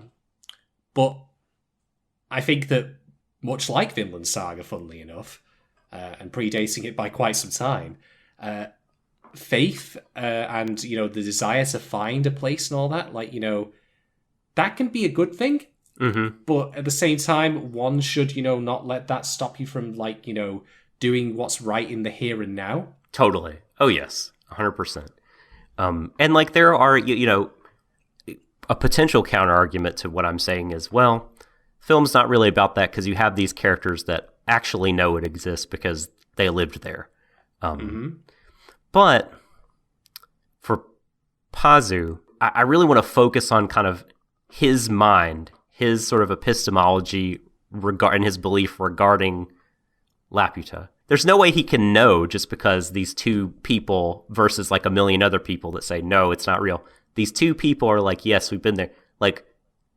For Pazu, he has to trust in Shida and his dad. It's definitely he doesn't have that kind of firsthand experiential knowledge of it. And there's not the kind of knowledge of it that we have of I don't know, the geography of France that we don't have to experience, but that's written in a book and been verified by a bunch of people.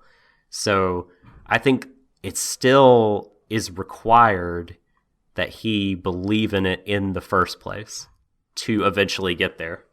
I would agree, especially given, I say all the time, that we can infer as a lapse between the point in which he started building that machine and the point we see it in the film, which, funnily enough, may very well nullify my previous criticism that, it was never utilized, because that wasn't the point. It was just to show as a passage of time kind of thing, to give you an idea temporally of where he is now versus where he was when his father died.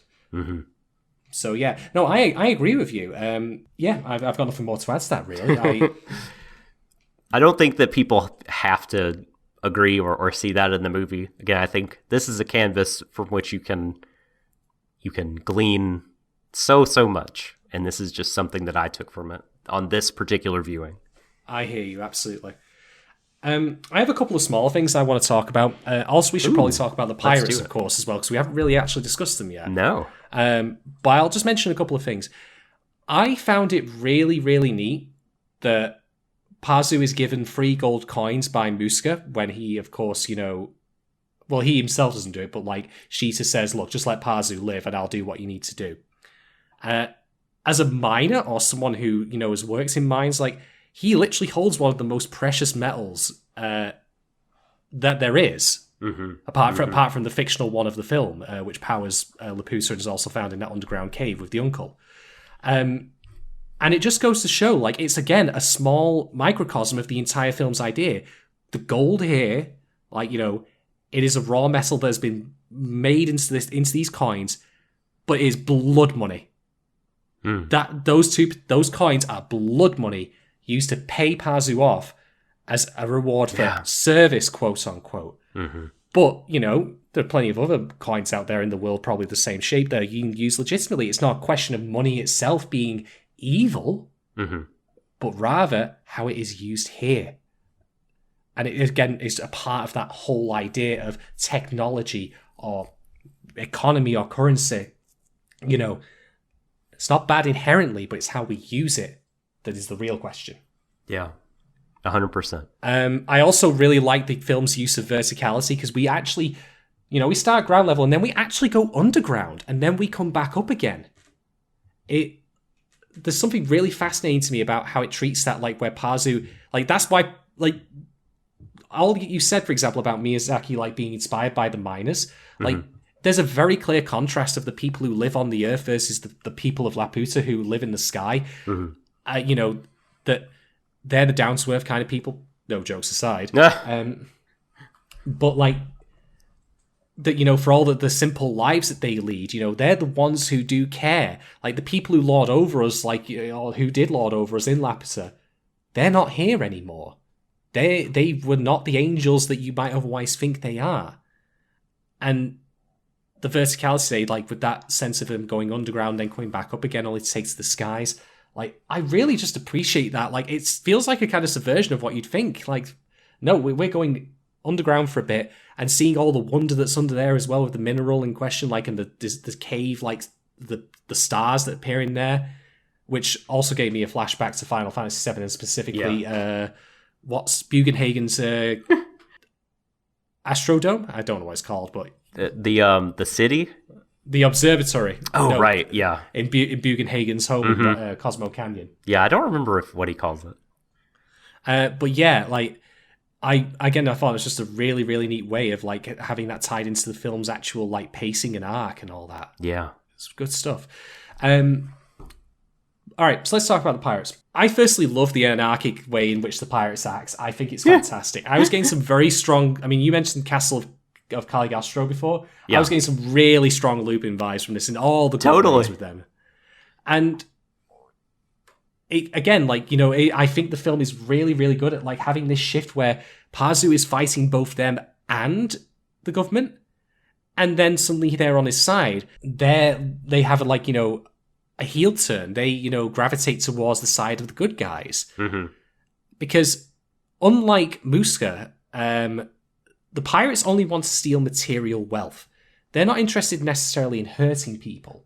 I mean, sure, they do fight, like, you know, Muska's men and all that when they board the airship, but they also just, you know, they put out tear gas and stuff like that. You know, they're not really interested in actually hurting people. I mean, they do get in a brawl, but clearly they're all having fun, actually, I think. Yeah. Like, the boss and those guys are smiling. The flex-off. Yes. See, I've never seen a flex-off before, and I don't think I'll ever see one again that is as good as that. It was just awesome. It was just incredible. I mean, Bruce Banner would be jealous of that shit, honestly.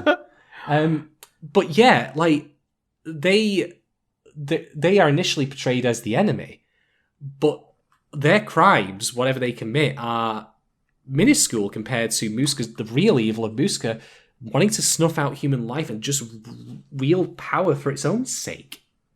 And what was the mother's name again? I can't remember. Dola, yeah. I loved how, like, there was just this wonderful little scene where Dola is listening in to Pazu and Sheeta talking on the crow's nest of their ship. And at a certain point, she just closes the listening port and lets them be. Yeah.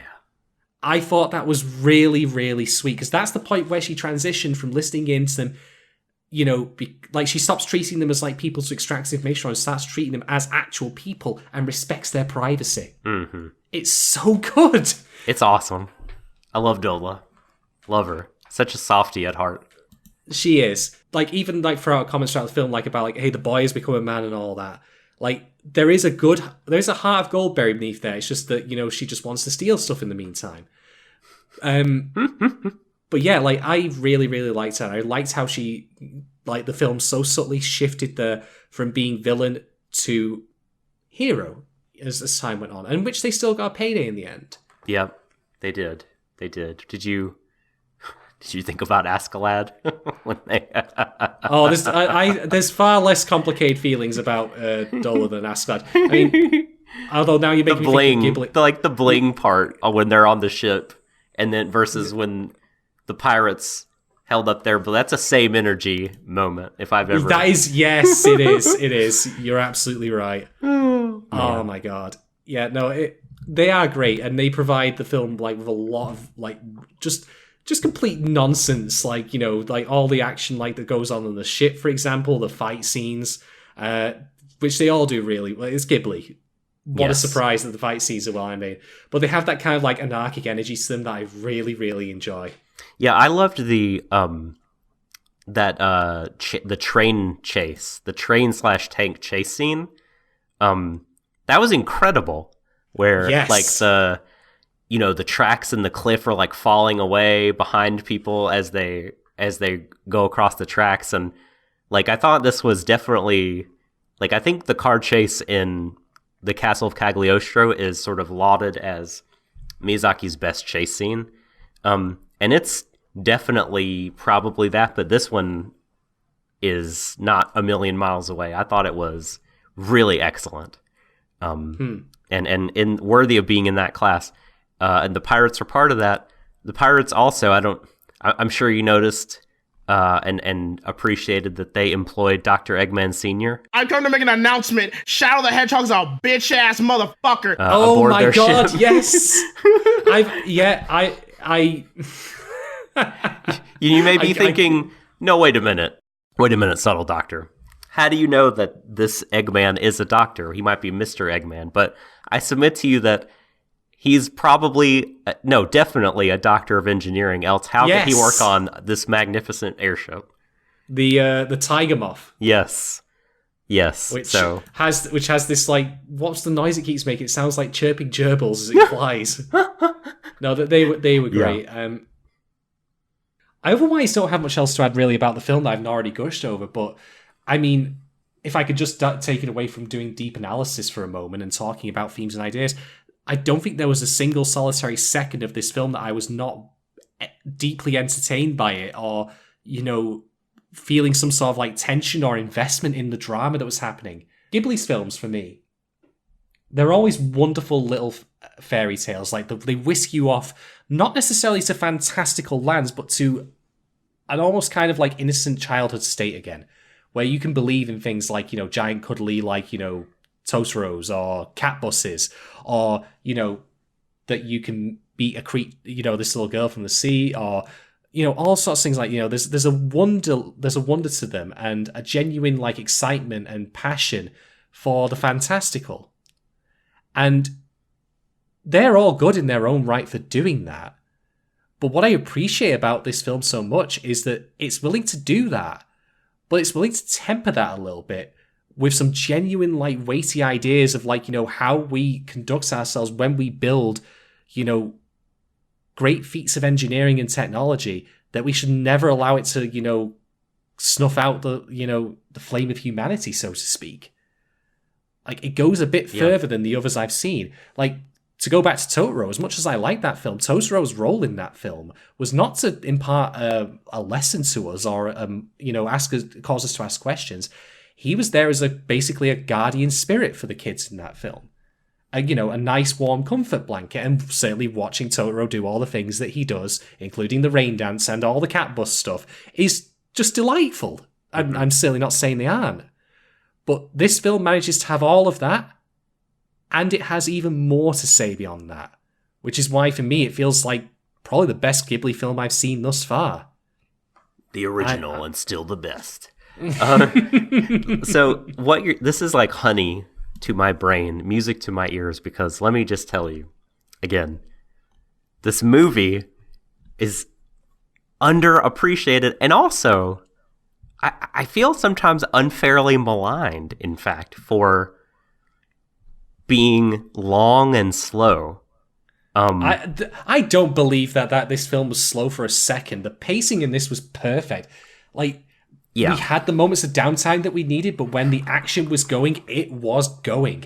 And then in the whole third act, once they arrive on gosh, we get the downtime that we need to soak in this city that we've heard so much about. We get the time we need to truly appreciate, and then everything goes completely to hell in a handbasket.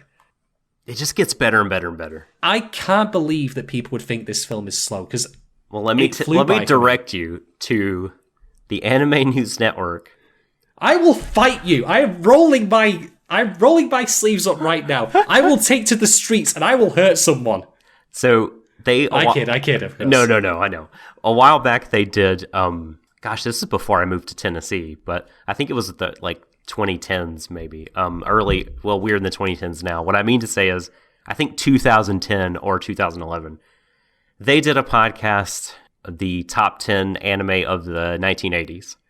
And they had some anime pundit people that are well respected on, and each gave their list of 10. And, you can imagine that the lists were littered with Ghiblis. And the only one person had Laputa on there and it was at number 10 on their list, and, was defending it, and other people were just like, it's long and it's slow. It's good, but it's slow and really long. And he was like, it's like an adventure story. Those things are long, and the pacing isn't always, balls to the wall.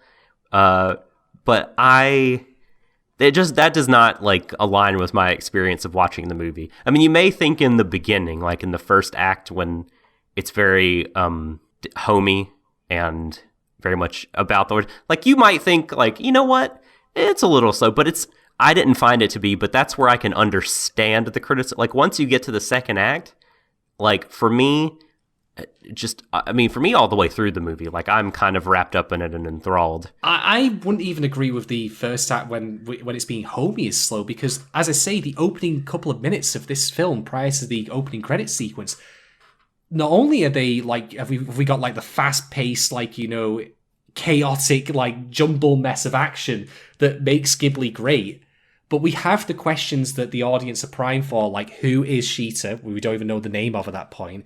What's the pendant? Why are they after the pendant? Who's, like, why did she knock out Muska? Because we know, of course, later he's a villain, but at that point he seems like her guardian. He does. What's going on here? We have questions that carry us along and give us, like, you know, a desire to see what happens next, beyond just the energy of, like, all the action that's going on. So that, you know, there's a homeliness and downtime where we get to see Pazu and learn his backstory and then get to see the two interact. I could not more strongly disagree with that assessment. I think it's a very deliberate amount of downtime just to allow you to mull things over and keep those questions primed in your head before the pirates turn up again. Maybe they're just super jaded, but, like, I mean, to me, like, early on in the movie, you get the scene where Sheeta's descending slowly, kind of bathed in light, and lightly falls into Pazu's arms. Like, how can you, like, girl falling slowly from the sky out of nowhere? Like, I'm there, I'm intrigued. Like, what's happening? Like, I'm watching now to see what's up. Absolutely. So yeah, I think I'll just close out by saying this. Like, you know, I was hesitant coming into this podcast to talk at length about this film, if only because I thought to myself, you know, what could I possibly say about a Ghibli film that has not been covered before? So I will bring the thing that I can uniquely bring that no one else will have ever said, which is, how did I feel watching this movie? What were my emotions on it? You know, for all that I've critically analysed and talked about themes and ideas and all that sort of stuff, the takeaway message I want to give you all here, folks, for a film that I have no doubt has been covered elsewhere very extensively and probably much more exhaustively and comprehensively than I ever will be capable of, is I adored this film from start to finish. I was deliriously entertained by it. I was very touched by a lot of moments in it. I was in awe of, like, the visuals. It was just a great experience from start to finish. And even my criticisms that I had didn't really change that feeling for me. They only felt to me, like, in hindsight, the things I would talk about clinically or academically, rather than being, like, you know, moments of genuine frustration where I feel genuinely annoyed at what's going on. So I won't presume to offer new insights to this film that hasn't been done elsewhere. I mean, I've got no doubt, for example, the points I've brought up have been brought up elsewhere and more eloquently. But I can say without hesitation, it's the best Ghibli film I've ever seen. And it's just really damn good. It's just incredible work of art, in my opinion. Man, I 100% echo all of those sentiments. It is, I have to think about whether or not it's my favorite. It's my favorite of the 80s Ghibli movies, without a doubt. I love Totoro. You know, I have a lot of love for Totoro, Kiki, Nausicaa in particular, but, like, this is not diminishing them. I mean, this is a list of all-time classic great movies and works of animation. And so this is just, like, it happens to be the one I prefer and think is the best out of everything amazing in that list. And look, I was also nervous before this podcast, but it's like you always say when talking about art itself. Originality is overrated and secondary to execution. And our execution in this analysis, our particular way of articulating our feelings, I think will be valuable. And I like to think people will enjoy them. And yeah, I mean, I'm not a anime scholar. I'm not, I've not published anything in Macademia. I'm just not even an anime, thankfully. But man, yeah, my experience with the movie is maybe with Stars in Mind this happened this year. An anime that really just made my heart surge. Even things that I've enjoyed that we've been watching have not, like, left me with, like, sweetness and bittersweetness. You know, my mind is abuzz with all the ideas, the connections. my eyes have been given a bounteous feast of glorious hand-drawn, just gorgeous, gorgeous animation. And my heart is full with love for these characters and this incredible world. And this is just... I can't believe it's been so long since I visited this movie. I've not seen it in a number of years. It's been... Well, you know what's funny, Doc? Like, I can think of a couple of shows I've seen this year that have, like, evoked similar feelings of, like, joy and wonder in me. And even just, like, you know, that bit of sweetness you think of, like, from the start of the year, Mob Psycho Season 2. Oh, yeah, that was this year. I forgot. Yes, Mob Psycho It's been a long year. It's been a very long year. I forgot, and also, more recently, Beastars has been kind of getting me in that kind of mood again with a lot of the character stuff that's going on in that. But, well, like Laputa itself, you know, this film has just kind of circled back around and become, suddenly become known to me again. Mm-hmm. And how fitting, I suppose, really, that... Hey, for all we've got the good stuff that's coming out right now, there's still plenty of amazing things out there from the past that are just waiting to be enjoyed. That they just have a charm. This movie just has like a charm all its own, you know. Absolutely. And there's a big reason why it was so that the Laputa effect is a thing that was so influential on so many other creators. I will say it is a masterpiece. It made Twitter not shit for a day. That in itself is an incredible achievement, and I will leave out on that note. What else do you want me to say? Holy shit, man. That's my mic drop moment right there. I think that's as good a place as any to end this. I'm sure we could watch it again in a year and have a lot of different things to say because the movie is so rich, but... For now, we'll conclude. Hope you've enjoyed our first Christmas Ghibli, and that you're having... Indeed, thank you, everyone. Yeah, that you're having a safe and relaxing and good holiday. Sometimes that season can be quite busy, but hopefully you'll take some time for yourselves and feel the warmth of your friends and family, of people close to you, and be able to relax. And hopefully this podcast has aided you in that regard. If I may just throw my 2 coins on that as well. You may. Like, as someone who's like had difficulty in the past with family at Christmas for a variety of reasons, I'm not gonna say that, you know, necessarily everyone who listens to this will find that they have like the best scenario that one would hope for at Christmas. You know, the classic case of everyone's around the table, the turkey and all that. But all I'll say is this, right? I hope that you listening at home, whoever you may be, wherever you may be in the world, maybe you were going through some tough times at Christmas. Maybe you're having a good time. Whatever's happening, I hope that you can make the best of it. I know that might not be easy for a lot of people, and it's certainly not necessarily going to be easy for me. But, you know, whatever we can get out of it, whatever like the optimal outcome it is, I hope that we all do get that, if nothing else. And, you know, we can at least have that. But I will also say, you know, like whatever way you want to celebrate Christmas, whether you know you're going to be in the church or whether you're going to be in the church that I'm particularly fond of, the Church of Booze, you know, that you all have a grand old time as well. Like whatever creed, religion, etc. that you might think yourself a part of, like just have a damn good time this year if you at all can. That's all I'm going to say. Prostrate yourself before video games, the altar of Sony or Nintendo. Become part of the master race. Oh man, yeah, for sure. That is the wise words and good words, Shadon. If anyone out there enjoys our work and is not part of our Discord and our patrons, feel free to become to support us on Patreon and get involved in that community. We're at patreon.com/Warui Deshou. If you can't, that is quite all right. We still love and appreciate each of you. And indeed, wish you all the best. And, you know, if you want to keep up with us, if this is your first time catching Warui Deshou, you can follow us on Twitter, on YouTube, SoundCloud, contact us via Gmail. Basically, just search Warui Deshou, you know, and you'll find us on various platforms. We're Warui Deshou at Gmail, Warui Deshou on Twitter, etc., etc. And, yep. And if we have our way, if we get successful, we'll be Warui Deshou on your toothpaste, you know, your deodorant, probably, yeah, you know, all the merchandise. We're going to be the next Kiss if we can help it. We'll even have our own Monopoly game On your sneakers. We'll have the Warui Deshou car. We'll be an auto manufacturer. It'd be great. Just have my face on a T-shirt. Where you're doing the thinking emoji.